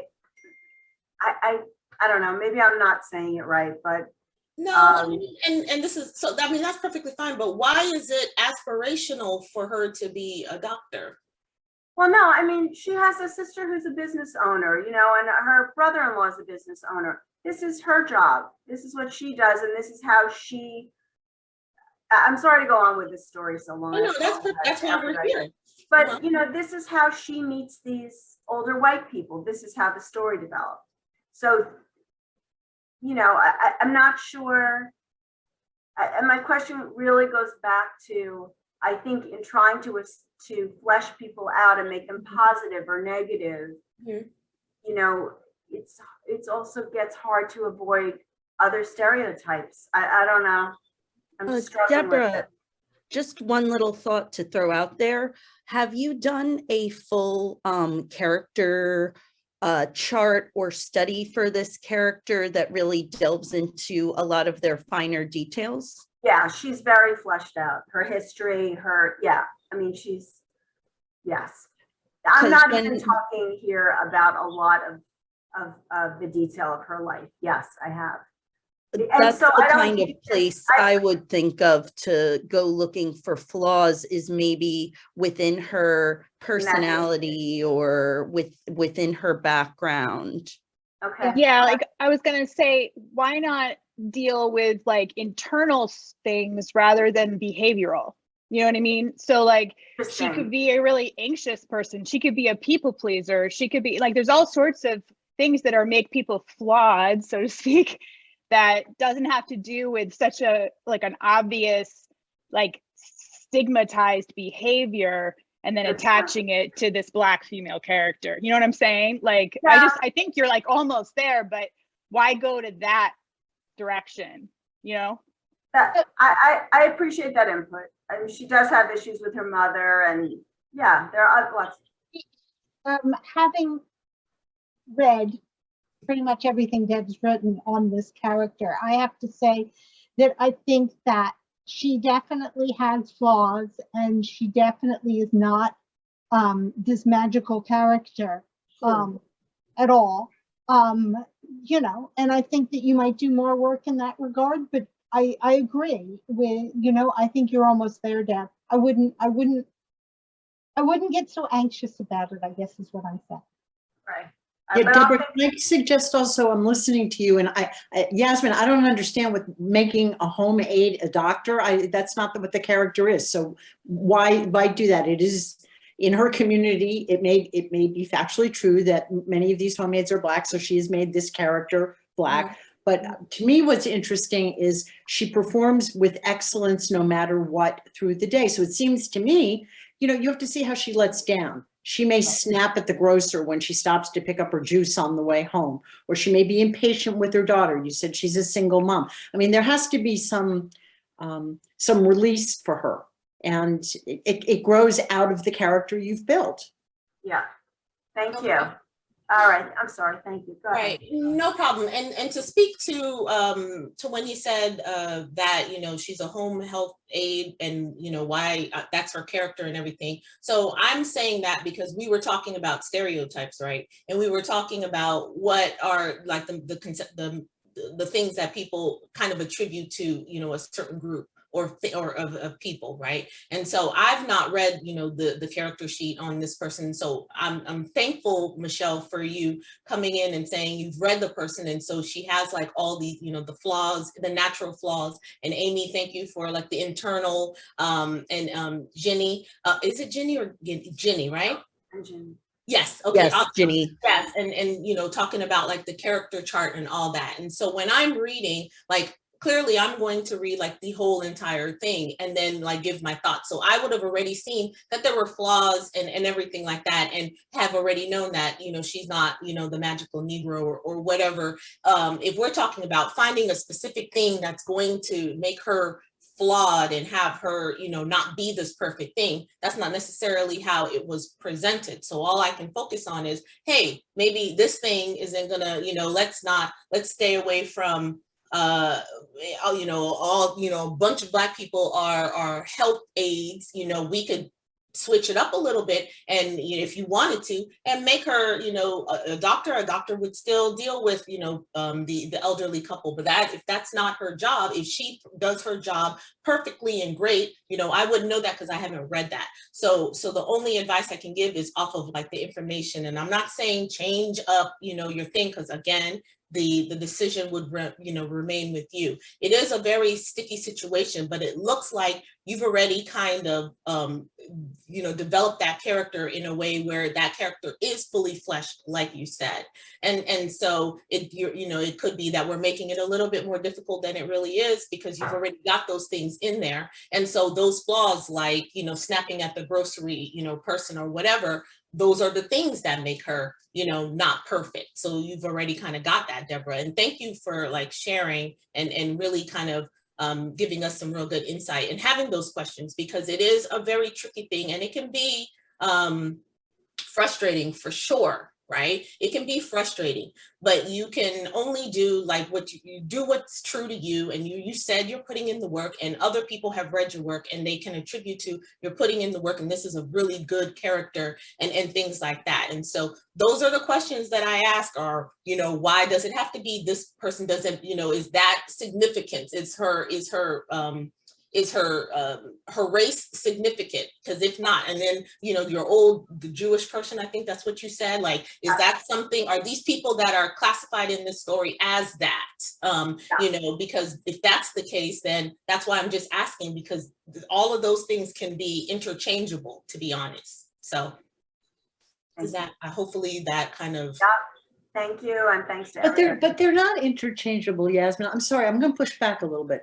Okay. What a home healthcare aide works with is very different than what a doctor works with. The home health aide person is dealing with cleaning up bedpans and the complaining and the this and the that. The doctor breezes in and out and is the, you know, whatever he or she is, the hero of the moment. It's a very, very different character. So to just like, oh, well, flip it up, let's make it a doctor. The situation she's, what I would be interested in is, you, Yasmin, you mentioned you wrestled with some things in your own book, and I imagine they were subtle. And I'd love to hear the kinds of things that you found yourself wrestling with, because I think that would be eye-opening in terms of where you felt, no, look, I'm making a stereotype. Or whatever you were feeling. Okay, and sure. And by interchangeable, I didn't mean that a doctor is interchangeable for a home health. What I'm saying is that in terms of, if we're talking about race or whatever, an African American person isn't the only person that can be a home health aide.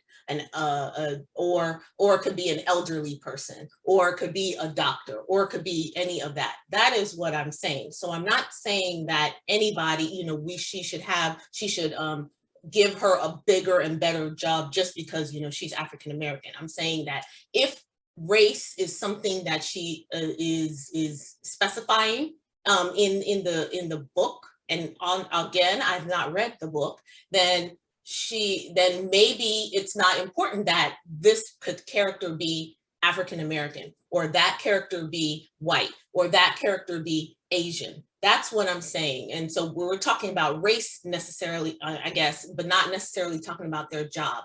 And so the things, if we're talking about what I wrestled with, so I already spoke about, like, I wrestled with how was I going to write this sexual assault? And I gave you an example of that. And that's how I wrote it. And then that's how I also dealt with preparing the reader at the beginning for those things that, you know, they were going to encounter in my story. Another thing that my sensitivity reader had called me on was shaming. So she said, I have a character, the sister of my main character is a woman who is very, she is very open and happy with her sexuality, right? She tends to have, she goes through a lot of relationships. She's very free. She's a very, she just loves her life. And so in our culture, in my mother's culture, they're very traditional in terms of, you know, women don't talk about sex. Women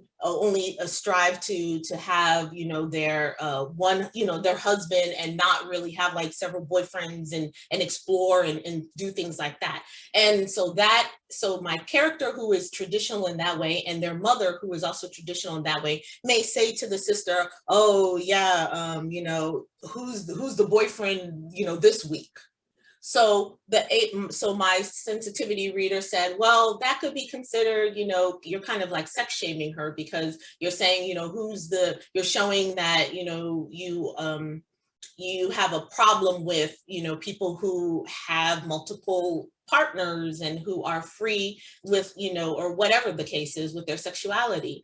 And so maybe think about, you know, how often you might be making those little comments and things like that. And that's something that I hadn't thought of, you know, because it just came naturally. And that's the kind of things that I'm talking about. Like, there are things, it's not always about race, it's the little things. And so therefore I might bring up, hey, well, does it have to be this way? Can it be something else? And so does my main character have to make a comment about how many boyfriends she's had, or who's the new boyfriend right now, or whatever the case is? Or can she just, you know, let her sister be free to love and be with whoever she wants? And so that's something that I really had to, you know, that I just didn't know. And I was like, oh, well, thank you. Because I definitely don't want anyone who's reading my book who also has, you know, however many, or, you know, people that they're with.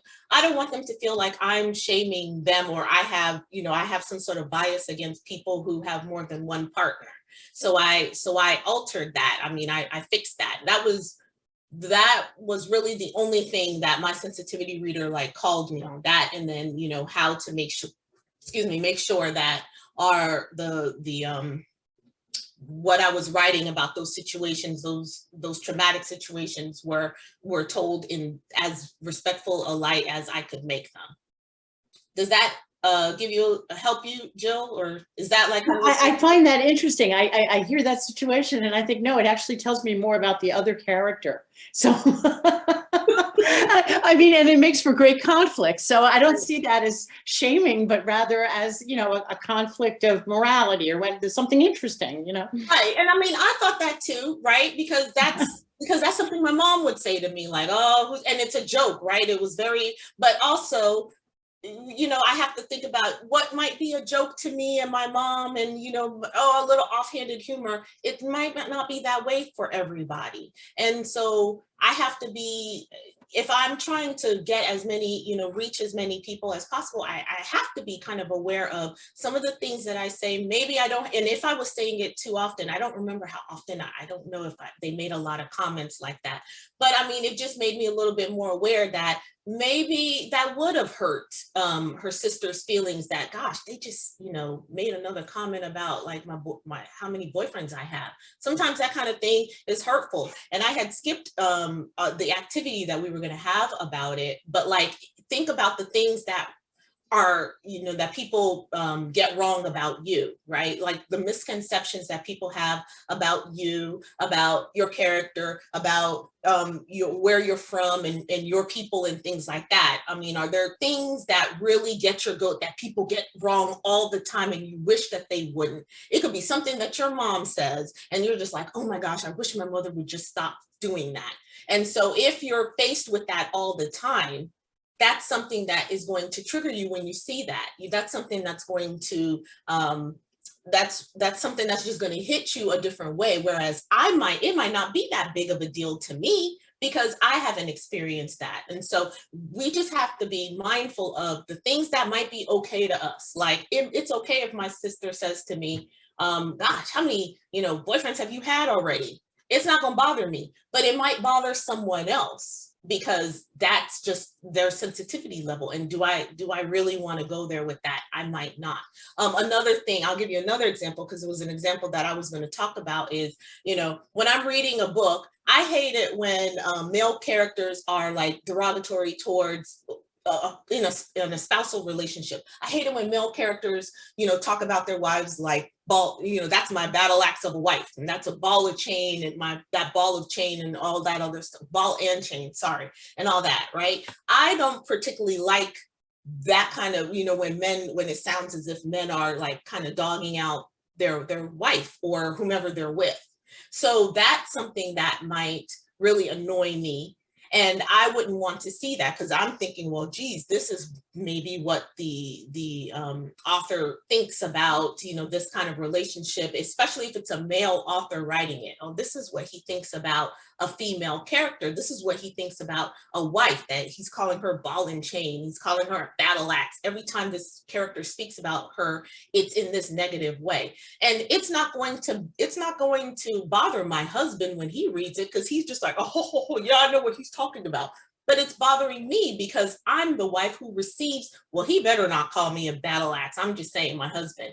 But like, I'm the one who, is a little bit more sensitive to that. And so that doesn't make it, wrong, I guess, what the author has said. That just means that I personally didn't like it. And so maybe if he's using it repeatedly, he might think about the next time, is it important that that person says it all the time? Maybe you don't have to use that actual word. Maybe you write around it, and you can say in other words without actually using the words that, hey, this man, really thinks that his wife is argumentative, without actually using those words that might be harmful, which might trigger me if I've heard something like that in the past. So I feel like, I don't know, where am I back on track? So who has any more questions or anything like that? I'm going to get us to a place where I would like us to see, hold on.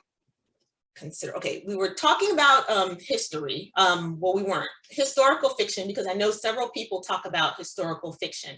And so I wanted to talk about historical fiction. And about historical fiction, everybody understands, what a historical fiction is, and that it's going to talk about times that were controversial and tough at that time and now and everything like that. How to be authentic in a historical fiction without being harmful to the reader. And this that I have on the screen is a snippet from a blogger. His name is Brig Berthold, and he wrote, because he writes historical fiction, and so he wrote a blog about his dilemma with writing historical fiction. And he wanted to discuss whether or not he could really write historical fiction without hurting the people who are reading it, but still be true to historical fiction. So he says that he owes it to his reader to be as authentic as he can. That's what his readers expect. But he also cringes at the thought of using certain words in his prose. Does he sacrifice potential emotional resonance for the sake of avoiding offense? Does he get rid of contemporary social laws to give his story an authentic flair? So he finally makes a decision that he's not even sure. And so in our conversation right now, we don't know really what the decision is, because it goes, it just depends, right? But he makes the decision that he's not going to include the words that may hurt and that may label him because he's used those words. That's the decision that he made. You don't have to make that decision, but that's the decision that we all have to make when we're writing not only historical fiction, but anything that we write. In that right now, my readers, anything that I write, that's what they're going to label me as. That's how they're going to see me. And so is it important that I write this thing in this way, that I focus on these certain aspects that I think of this certain character, and I'm not too sure if it's a balance, if it's a holistic approach or whatever. Do I write it that way or do I not? And so he decided that he's not going to write those words, even though it's what those words were used then.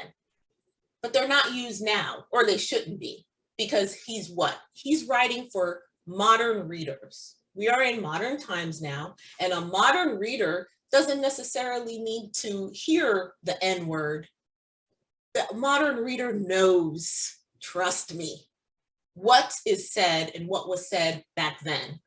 You don't need to see it on the page because it is harmful and it is triggering.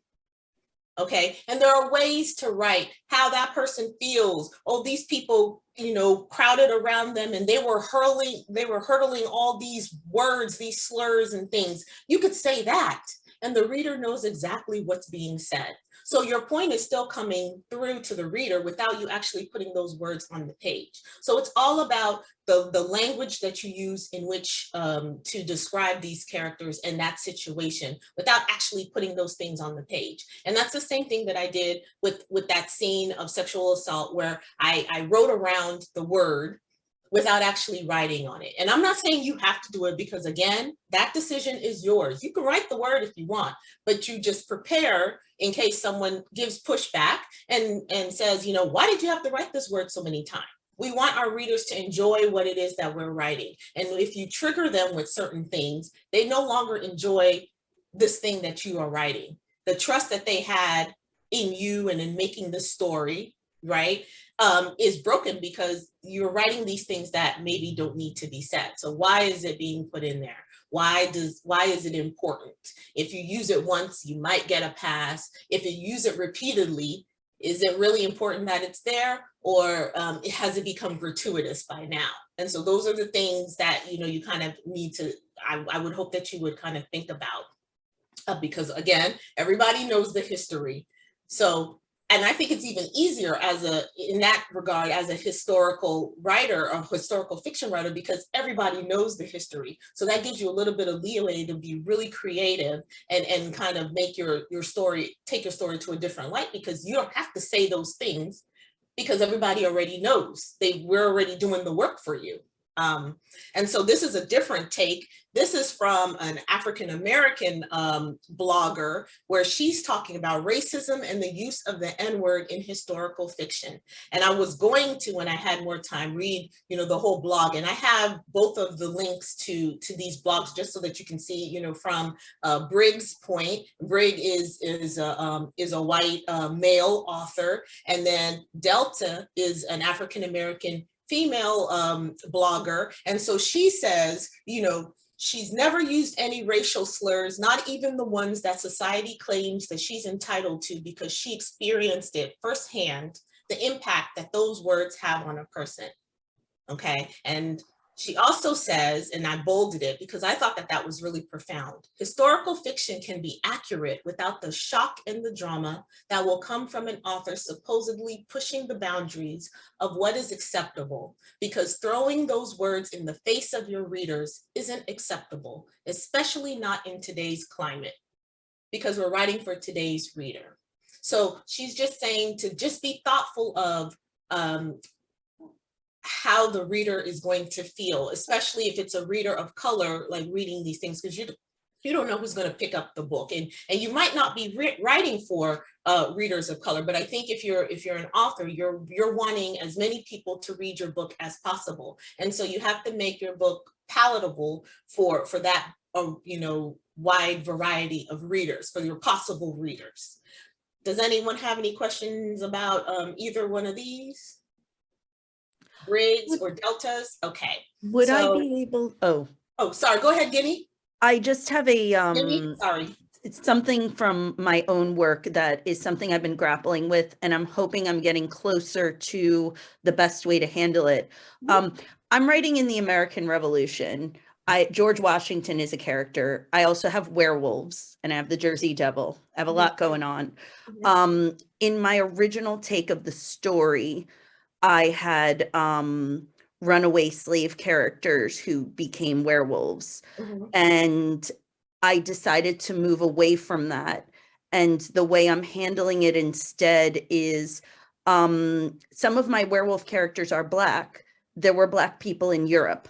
And I'm trying to focus on that and maybe bring some attention to that historical fact that people don't get sometimes. But I'm also focusing in on a historical figure, one of Washington's enslaved men, Billy Lee, and trying to flesh him out as a character aside, while also having Black characters who are not connected to the trauma of slavery.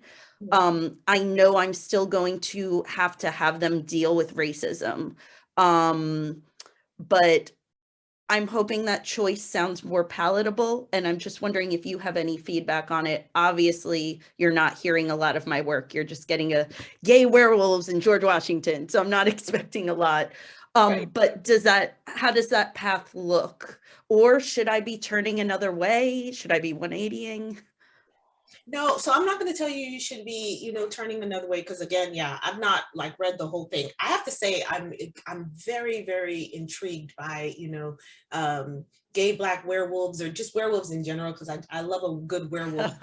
So it sounds great. And even, you know, with your enslaved character, I mean, that's all part of, you know, that time.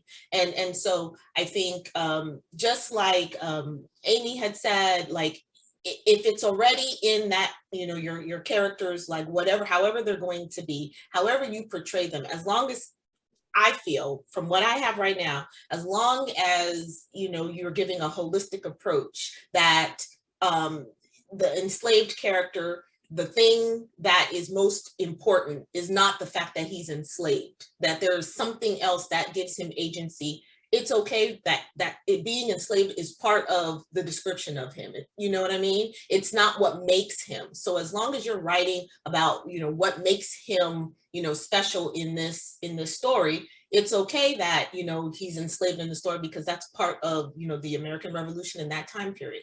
That's the same with your gay werewolves. As long as, you know, their race and their being gay isn't the whole, if it's not about that, if that's not the story, right, but that's a part of what makes them who they are, it's okay to have those things in. So that's the whole thing about like centering around trauma. And I'm not saying that being gay is trauma, that's not it, but I'm saying like centering around those things that are just part of someone's character, part of someone's being, but that's not the thing that defines them. Then it's, you know, I think that's okay. I think you're already on the right path, and like you're already kind of thinking about those things, and it sounds like you've already kind of worked out for the most part, like how it is. I'm trying. Thank you for your input. I appreciate it. Oh, you're welcome. I don't know that I really helped though. I'm sorry. It's really hard when I don't have like the work in front of me to kind of give a better, you know, thought about like what you're asking and stuff. And so, yeah, so I'm skipping around now. So here are just a couple of don'ts. And we've talked about like the magical Negroes or POCs, marginalized people, white saviors, which are the people who are the characters who are built up because they've got like that sidekick person who kind of builds them up, or the white saviors are the characters who are there to kind of to fix everybody else's problems, because you haven't given those other characters agents. Even if they're supporting characters, every character should, you know, have their own like agency within the story. Even if it's a damsel in distress, there's ways that she can, you know, have agency without being the person that is always saved by that protagonist. Thinking about stereotypes, if we've got like servants of color, not all servants have to be like of color or have ethnic sounding names. People who are of, you know, different races have regular schmegular names like everyone else. And so you just want to make sure you're not attributing your characters of color things that stereotype them as people of color necessarily. Like everybody, you know, gets the same kind of respect and things like that. I'm jumping around. Also describing race, right? So if you have one character that is African American, and you've described that this character is a brown character, but you don't describe your white characters as, you know, being white or anything like that, you don't mention their race, you know, that could be considered problematic, because then that sounds as if your assumption is that everybody should just think automatically that any character who isn't specifically tagged as being African American or Asian or whatever is white. And that's not the that's not the fallback race. And so just make sure what you do with one character, you're doing with all characters. If one is being described, if their skin color is being described, if their race is being mentioned, then all characters should be mentioned as well, just to have like that kind of uniformity, and doesn't look like you are othering one particular character and not. Same thing with, you know, people who are disabled are not helpless. So making sure that we're writing that people who are disabled are not always the ones that are in need of help, that they also have agency and are strong in whatever it is their story is in your story. Reinforcing negative stereotypes. We don't want to reinforce any of those. And we know what like a lot of those negative stereotypes are. So as you're reading, I'm going to, and the same also with plus size people, these are just, you know, stereotypes, right? Plus size people don't always want to eat. They're not always slovenly, goofy, or bumbling. So just thinking about like those things, that's all talking about like stereotypes and what we think, well, not what we think, but what sometimes some certain characters are labeled as, and that falls into stereotypes and tropes that we don't want to also fall into. So those were some activities we're gonna work together, but I'm just going to go to this one thing. When we're self-assessing, right? So one thing I want you to know is that your intention, our intention is irrelevant when we're writing, because people won't know what our heart is, and they won't know what we mean by reading our words, because people can just misconstrue even what our writing is. So what we write really shapes the way that the characters and who and what they represent are viewed by the reader. That's why it's important, especially if we're writing outside of our experiences, to be especially you know, careful with how we are shaping these characters for our readers, because that is what they are going to take from us, and that is what they are going to attribute to us and think that we believe of these kinds of characters. And so that's all I'm asking, is just to be mindful. You don't have to do anything that I say. You don't have to even like, you know, agree with anything, you know, that I say. But I'm just asking for you to be mindful and to kind of just rethink some of the things that you might be writing and how maybe it could be written in another way. I'm not saying to not write what you're writing. I'm saying to just think about how the language behind what it is that you're writing. So the questions that I ask, Yasmin asked herself, and then also I ask when I'm doing a sensitivity read. These are my questions, like, who is my audience? And is the content that I'm writing appropriate for them? And this can go for fiction or nonfiction, because I use these same things for my nonfiction, right? Who am I speaking to, either intentionally or unintentionally? So some of the things that I say, like when I wrote those things that was considered, you know, sex shaming, that was very unintentional. But that might be from, you know, years of, you know, hearing my mom and her culture and the traditional culture in my mind. Is that really what I believe now? No, because I think anybody should be with whoever they want to be as many times as they want to be with them. Okay, but I definitely don't want to alienate anyone and make them think that I'm not accepting of their lifestyle. Okay, which groups and communities might I unintentionally be leaving out? And I definitely don't want to make sure, I want to make sure, and that typically is for like my nonfiction clients, when they are writing about certain experiences and things, I want to make sure that they're being inclusive of all communities. And that goes with like socioeconomic. If they're talking about taking vacations all the time, then who are they leaving out? They're leaving out those communities that can't afford to take vacations all the time. They're leaving out people who, you know, work paycheck to paycheck, or people who, you know, are on assistance and things like that. And so that question is typically geared towards my nonfiction, to just make sure that they are thinking about all the readers. Are stereotypes present? And so we didn't talk about all of these different stereotypes, but these are the things that, you know, you might want to really think about, like ability, you know, age, class, culture, gender identity. You want to make sure, especially if you're using, if you're writing nonfiction, that you are not, using pronouns that are gendered all the time, because your readers are going to come from various identities. And that's a big, huge flag that I make almost in everything that I read is, hey, you've used her and him, these are very gendered pronouns. Is this what you want to do? Or are you trying to read, you're going to have readers who don't identify as either.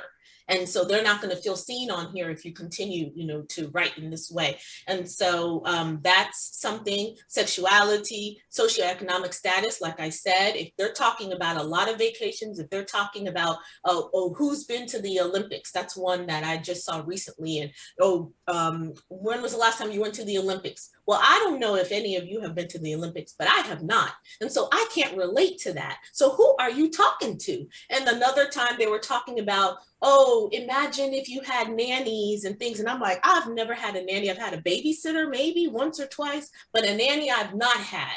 So who are you talking to? And so those are the things, it's something so obscure. It's not always about race. It's as simple as, hey, make sure that you're talking to the person who makes no dollars all the way up to the person who makes $1 million, and making sure that we are seeing the reader in all of the things that we're talking about.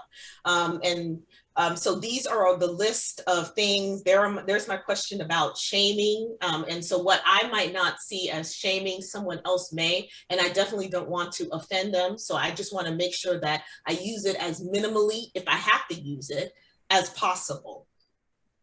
Are there any questions about these questions? There's a lot of questions, right? But hopefully this gives you like a good start on just things to help you self-assess. And some of them will fit you and some of them won't. But I think these questions are really great in kind of getting you on the right track of, hey, I think I'm on the right track about this stuff. I've got this stuff, or I forgot about this thing. Let me put it in, take it out, reword it, whatever the case is.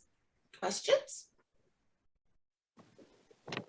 Go ahead, Amy. I just have a quick question. So I don't know if it's quick, but it's general though.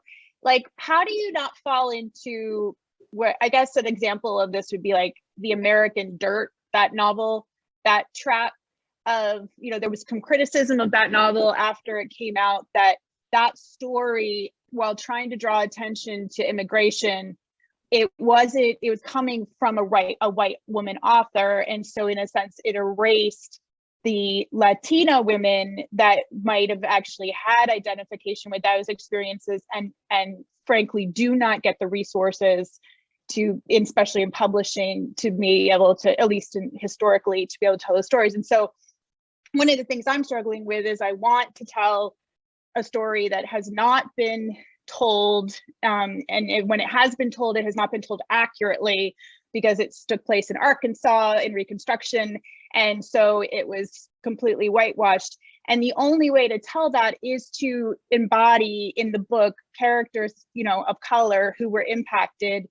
But I am concerned that, so one of the ways I'm thinking about it is maybe being a white modern character trying to piece together this situation, but I'm very concerned about falling into that trap. And I'm just wondering, in your experience of like, where is it our place? How do we have to handle sensitively whether we tell a story or how we tell it, so that we're not, embodying an experience that should be talked about by someone else? Right. So yeah, I remember that with American Dirt, and I didn't read that story. I think, and I could be wrong with what I had read about like what the issue was. She was a white woman. I think she later said that she did have some experience, like she was from that culture, or there was something in her heritage that was from like, that culture. And the problem that people had was that she never claimed it up until this point. And so that would have not, so it's not, the problem was not that it was a white woman writing about this, Latina women and trying to, cross the border, or whatever, the thing was. It was because at first up until that point, she never claimed that this was her heritage, that this was her culture. And then when people, when this came out, then that was part of her story, that, hey, by the way, I'm part of this. And they're like, well, wait a minute, up until now, you've never done it. And so that was their issue, that she wasn't being like authentic in that. So if she was going to claim to be a white woman this whole entire time, it should have stayed that way. And so now what you're doing is being performative, because you're trying to, you know, talk and say and talk as if this was your experience. It is okay to write about experiences that are not your own, like that. You know, we can't say only a certain group of people should only write about this experience. It's really about, you know, balance. And it's about, even if you wrote as, you know, as a white person writing about like that experience, you know, that just goes back to like that white savior, right? Like, you don't want to be that person who is solving the issue for those, you know, those other characters. You want them to be a part of solving that issue. It's a, you know, a combined effort, giving them agency and stuff like that. So it's just really about, when you're writing, you're just being true from what I can say right now, right? Because I haven't seen what you've written and how you know, started it. But I say, don't be afraid to write the story, however it comes out, you know, write it. And then you can go back and kind of reassess and see, like, did I tell the story in the way that it needed to be told? Is this the best way? Did I give all the characters agency? Did I flesh them out entirely? They all have flaws and they all have perfections. And there is not all this stereotype, like there's different things that, you know, I've kind of flipped around so it doesn't seem like it's only this certain group of people who only do this certain thing and act this certain way. And you'll see that it'll still be received because you've told a whole story, not just, you know, one part of the story. Does that make sense? Yeah, that's very helpful. And thank you for clarifying the ways I didn't understand the American Dirt controversy. I might have don't hold me entirely to it, okay? No, it's okay. I just wanted, it made a difference to me, because I want to make sure that I'm not afraid per se of like embodying other experiences. I just want to make sure that I leave space for people who should be able to tell their own stories. That's all. Right. I got you. Yes.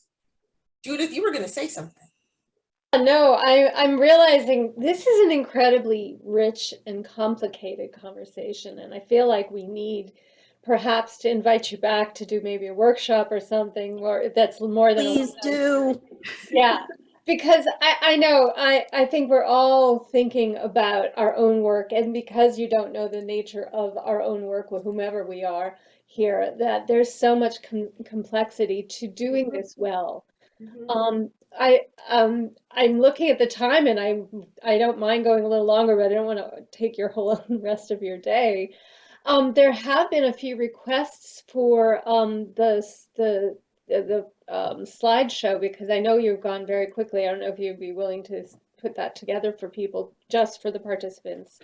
But I think that we've really touched upon and dug deep into some aspects of this, but I think the unique struggles of each of us as writers to achieve a balance between what we're trying to express and then being sensitive to concerns of the modern reader. I think that there's much more to talk about here. Yeah. Definitely. Amy, you kind of touched on something. So I don't know if y'all were on Twitter, and I don't mind going like, you know, a little longer, and I could definitely put the presentation, like the especially the key points that I wanted you all to kind of get as I went through. But you thinking about American Dirt, because I thought about that, and so this was going to be like our deeper dive. But so I don't know if you all were on Twitter and heard of, let me go back now.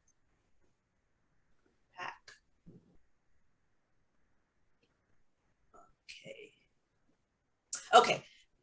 Has anyone ever read The Country of Ice Cream Star by Sandra Newman?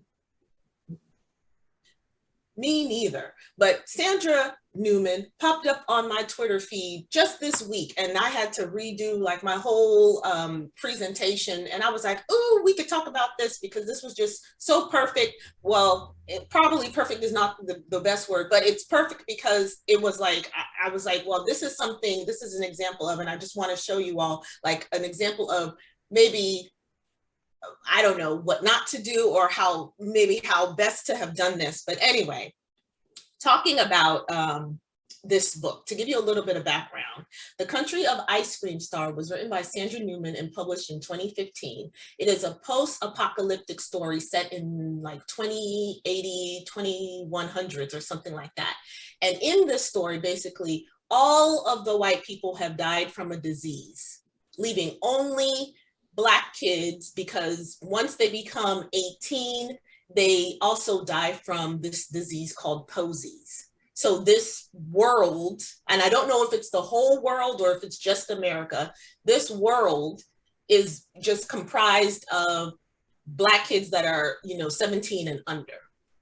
So throughout the years, they have developed their own way of speech. And she says it's because they don't have school or anything like that. And so she tells the story, Sandra Newman is a white lady, and she tells the story of the perspective of Ice Cream Star. That's the name of the girl.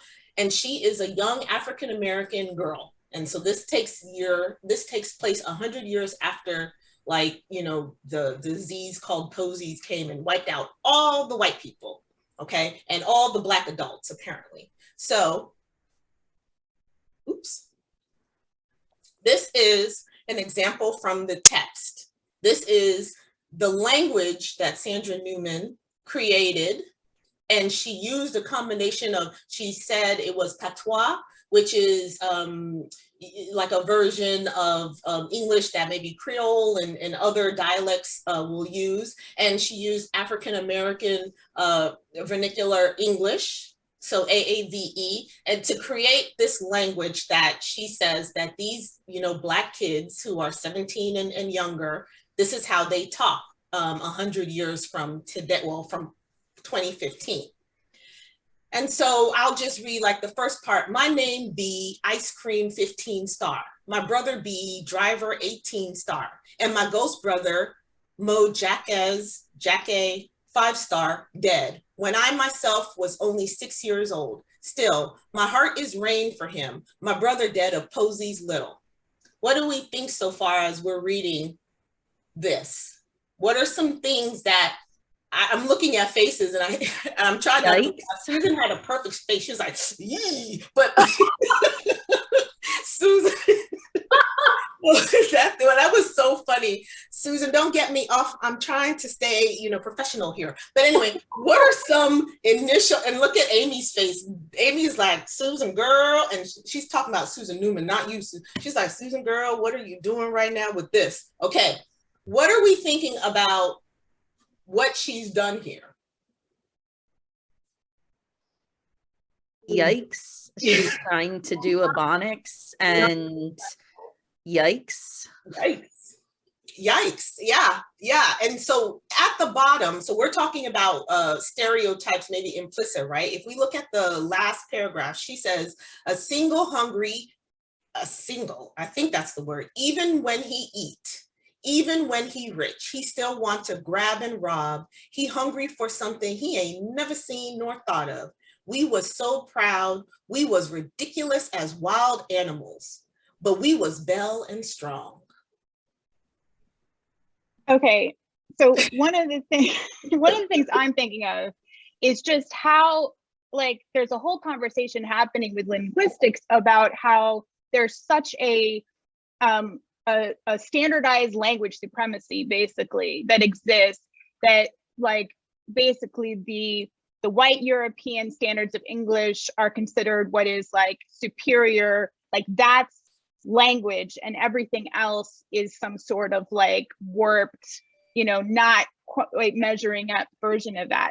So the fact that she's said that this language developed because of this incredibly traumatic post-apocalyptic, they had none of the resources, available to them. So therefore, this is all they could get, is therefore setting that, is reinforcing that stereotype that anyone who speaks that way, in our modern world is somehow not, instead of using a different language that's rooted in very different cultural practices, it is some sort of lesser language. And so it's just, feeding into that stereotype of the standardized language supremacy. Mm-hmm. That's my take. Yeah, yeah, that was a lot of people's take on Twitter, for sure, because yes, there are no adults. All someone said, and I'll show you some of the tweets, but someone said, so is she saying that, because white people were gone, then language kind of devolved?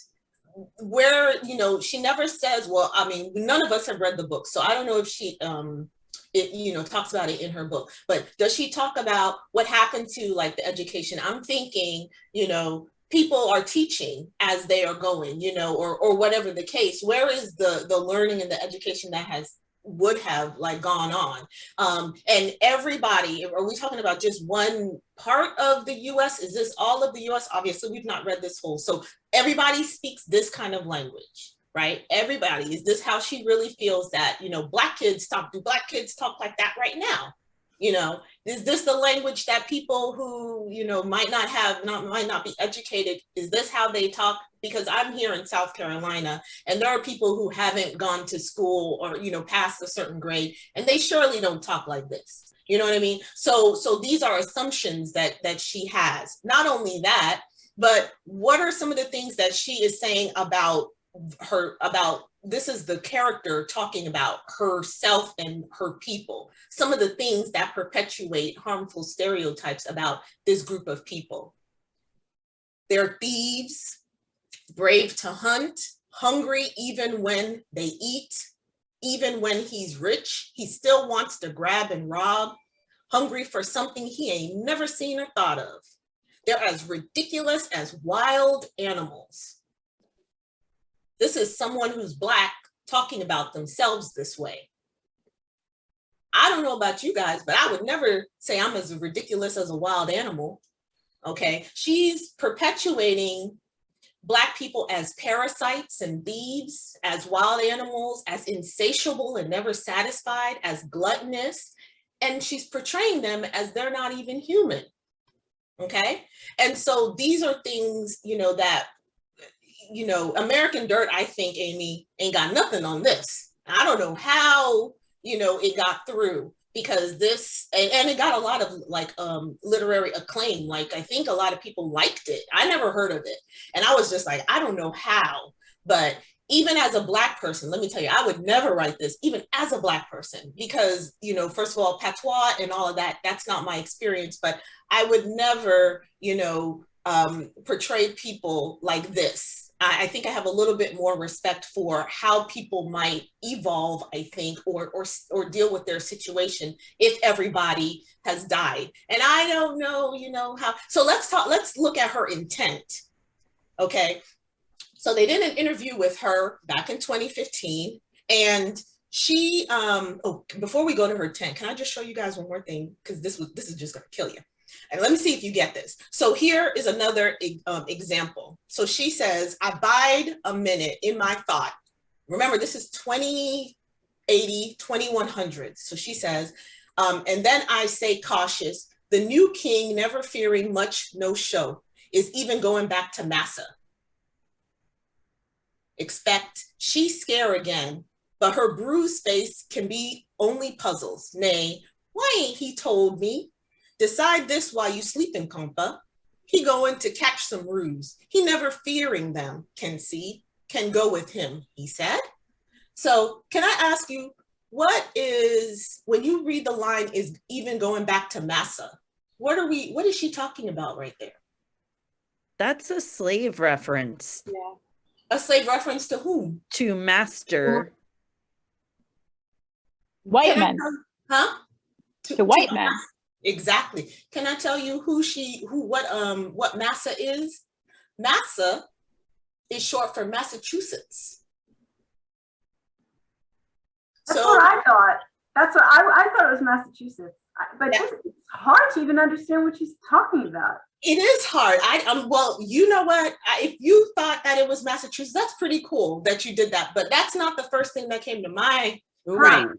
And it's Wow. definitely. And let's be, we don't all have to be Black to think, would a Black person say, I'm going back to massa, and it says, they say it often, but anything to have to do with massa, because at this point, I would think that in 2081 or wherever, you know about slavery and all of that, and you know what a massa is. Would they refer to Massachusetts as a massa?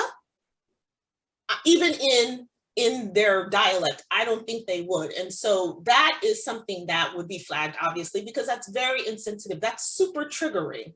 Like, I'm going back to Massa, said no Black person ever. Okay, they don't want, that's not something that they would ever say. And so someone who is not, I don't even, that's even you know, it's even disrespectful to her and other white people, because I don't even think another white person would have even thought, like, I'm not gonna write something like that, even you know. Yeah. You know what I mean? So, I think it's triggering to me, and I'm white, so. Right, exactly. And me too. I can't believe this. Exactly. Yeah. Exactly. We had a 15-year-old Black girl say, I mean, this is what they're talking about, and this is how they talk. So if we go back to, like some of her responses, okay, first of all, how she wrote the dialect, she says that African American English is her favorite English and probably the best English going. Because it's her favorite one. What does that mean? Oh my God. Exactly. She said it's her favorite. She's fetishizing it. Exactly. That's absolutely what she's doing. She's absolutely fetishizing it. And so I have no idea. And she said she didn't intend to, you know, she didn't intend to invent it, but it came naturally. And I really don't understand how it came like naturally. And so as it came, she felt like it just made sense that her characters be African American, because it just came naturally to her. Plus, you know, she loves the English. It's the best English ever. Oh God. Like, the thing I'm noticing about this is, like, okay, like, we could all pile on this author all day long, but I think the issue is there was no one in any of these rooms that noticed this. So that means that there's nobody in positions of power that could have had those ideas to be able to say, this is unreal. Like, and I mean, not even at the lowest level of receiving it to when they actually made the decisions about it. Like, so that just tells you something about the publishing industry. Sorry. She's not self-published. She was published by a mainstream publisher. She is published by a mainstream publisher, and yes, you're right. So yes, we can all pop on, but because I'm focusing on this because we're all writers and we're authors, and it starts with us. Right. And so if publishers aren't going to check us, which they absolutely should have checked her. I mean, I don't know, something, I think I would read American Dirt 10 times over before I read this, you know what I mean? And I think that American Dirt was a well-written book, or you know, that's what I hear as well. Right? It was a well-written book. Yes. Okay. So I would read. So like my issue, like with American Dirt, I can still read that and appreciate how, you know, how it was written, you know, and hopefully respectfully and things. Here, because I'm a writer, and I'm just like, as a writer, as a fellow writer, you know, how could you have not thought, you know? And I'm using this because I just want us to see, first of all, let me commend you all, because I know y'all aren't doing this. So whatever it is that you're thinking about, it is nothing like this. So this is definitely what not to do. And I give you the most extreme because, you know, these things come, and now she's getting a whole lot of backlash because she's got another book coming out, and I'll tell you what that other book that's coming out is. But here are some things that she wrote from her interview. She said, you know, what do you hope that readers get from the book? Well, she hopes Black readers get some pleasure from a fictional America where the norm is to be Black and everybody's Black, and that's not an issue. So she's basically saying that Black people, our fantasy is that all the white people die. That's not true. I don't want y'all to die. Hello, I love you. Okay, so she's telling, you know, this is not a fantasy, a revenge fantasy that any Black person has ever had. So we don't have that. And then she says, you know, I'm trying to, you know, make this world where, you know, Black equals human. Oh gosh. But you called us wild animals, and I mean, you don't have to do that, because I don't know who doesn't think that we're human. right? You're reinforcing something that might have been a concept way back in slavery times. It's not so much now, but you're bringing all that back, right? And then she says for white people, you know, she hopes that by reading this book, it makes you want to read more books that are, you know, that are Black centered, but not really you thinking about, oh, this is by a Black person, or this is like, you know, a book about, you know, a Black person. You're just reading it, no matter whether or not the author is Black or white or Hispanic or whatever the case is. So she is, you know, doing all these things, not only for me, but she's doing it for you too. She is a very helpful person, you know, and so these are the kind of things, you know, when I say be ready, you know, I don't know, because back then in 2015, people loved what she was, you know, like I said, I never heard of it.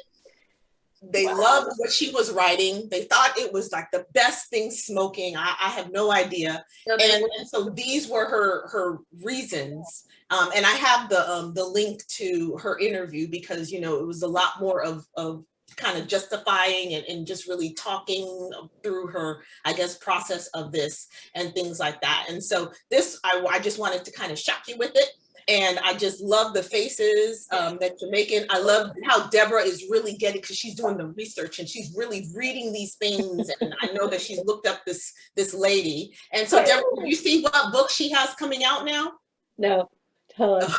Yeah, she's definitely white, this lady. She's what? She's white. This writer, I'm just asking the question, did we discuss that? Is she white? Yeah. So, yeah, I mean, she's just so all over the place, going in the wrong direction. Honestly, there are so many people out there who are a little, as we say in Yiddish, meshuga. Nobody in the fact that this actually was published to me is the problem. It's not. There are people out there writing crazy shit, but the fact that you know, we all are trying so hard to get our stuff published, and somebody like this actually got through is amazing. And I don't even get that. But before, I just want to say, on YouTube, there is a wonderful interview with Janine Cummins, who actually is of mixed Puerto Rican and Irish heritage and grew up in Puerto Rico. And her family, and she was witness to it, was the victim of gang violence. Wow. So she is not no one to write this story. And I have no problem with her writing the story, but she's not Mexican. I understand that, but you know, that goes back to our more general conversation. But I hope you all watch her on this YouTube. She's very impressive. But this, going back to this, I just don't understand how this is published, basically. That's my question.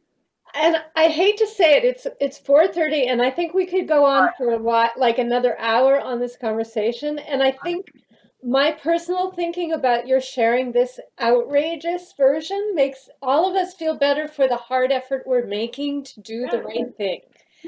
And I'm very grateful to you for your candor and your support of the efforts that we're all trying to make. And I really do want to have you back at the Writer's Circle, because I think we have more to discuss. But boy, I don't know everyone on this call, but I know a good number of you, and I know we're not doing this. So, you know, I applaud you for that. And I really appreciate, you know, for all the conversation that we had or whatever, you know, please, you know, remember that you are, the fact that you're here and you're asking, you're doing the work, and there's nothing I or anyone can take from you, because you are, you know, asking, and it is fair to ask, you know, why does it have to be this way, or, you know, whatever the case, because, you know, it is hard. And so please don't ever, you know, don't get frustrated. You do the best that you can do, and that's what you can do. And you be fine with that, because you know that you've done way more than what this person has done. And that's, you know, what I just want to leave you with is that you have done way infinitely more, and you're more aware than this person is, even in 2022, you know, with just Google and see what book she has coming out. She's not really learned her lesson, and she's now about to insult a whole totally different group of people. So you know what, Yasmin, can I just jump in and say, I don't even put this on her. I looked it up. It's Echo, an imprint of HarperCollins. Yeah. It's like, you should be talking to the editors at HarperCollins. It's a disgrace. And this is just plain bad writing. Yeah. Forget about all of the racial implications. It's just bad writing. That it got published is truly shocking. Yeah. And Yeah, it's not and- the only one, so. It is shocking. I'm actually wondering, and I did quickly peek, and I do recommend that everyone peek at what she's got coming next. I'm wondering if this outrage is going to end up having some long-term impact on the next book she has. If there's enough outrage out there, you know, it could change that I situation. don't know, but you can definitely look it up on Twitter because, you know, people really were, they couldn't believe it. And I think what she did was block a lot of people as well. So I you know, that goes to show, you know, how to receive these things.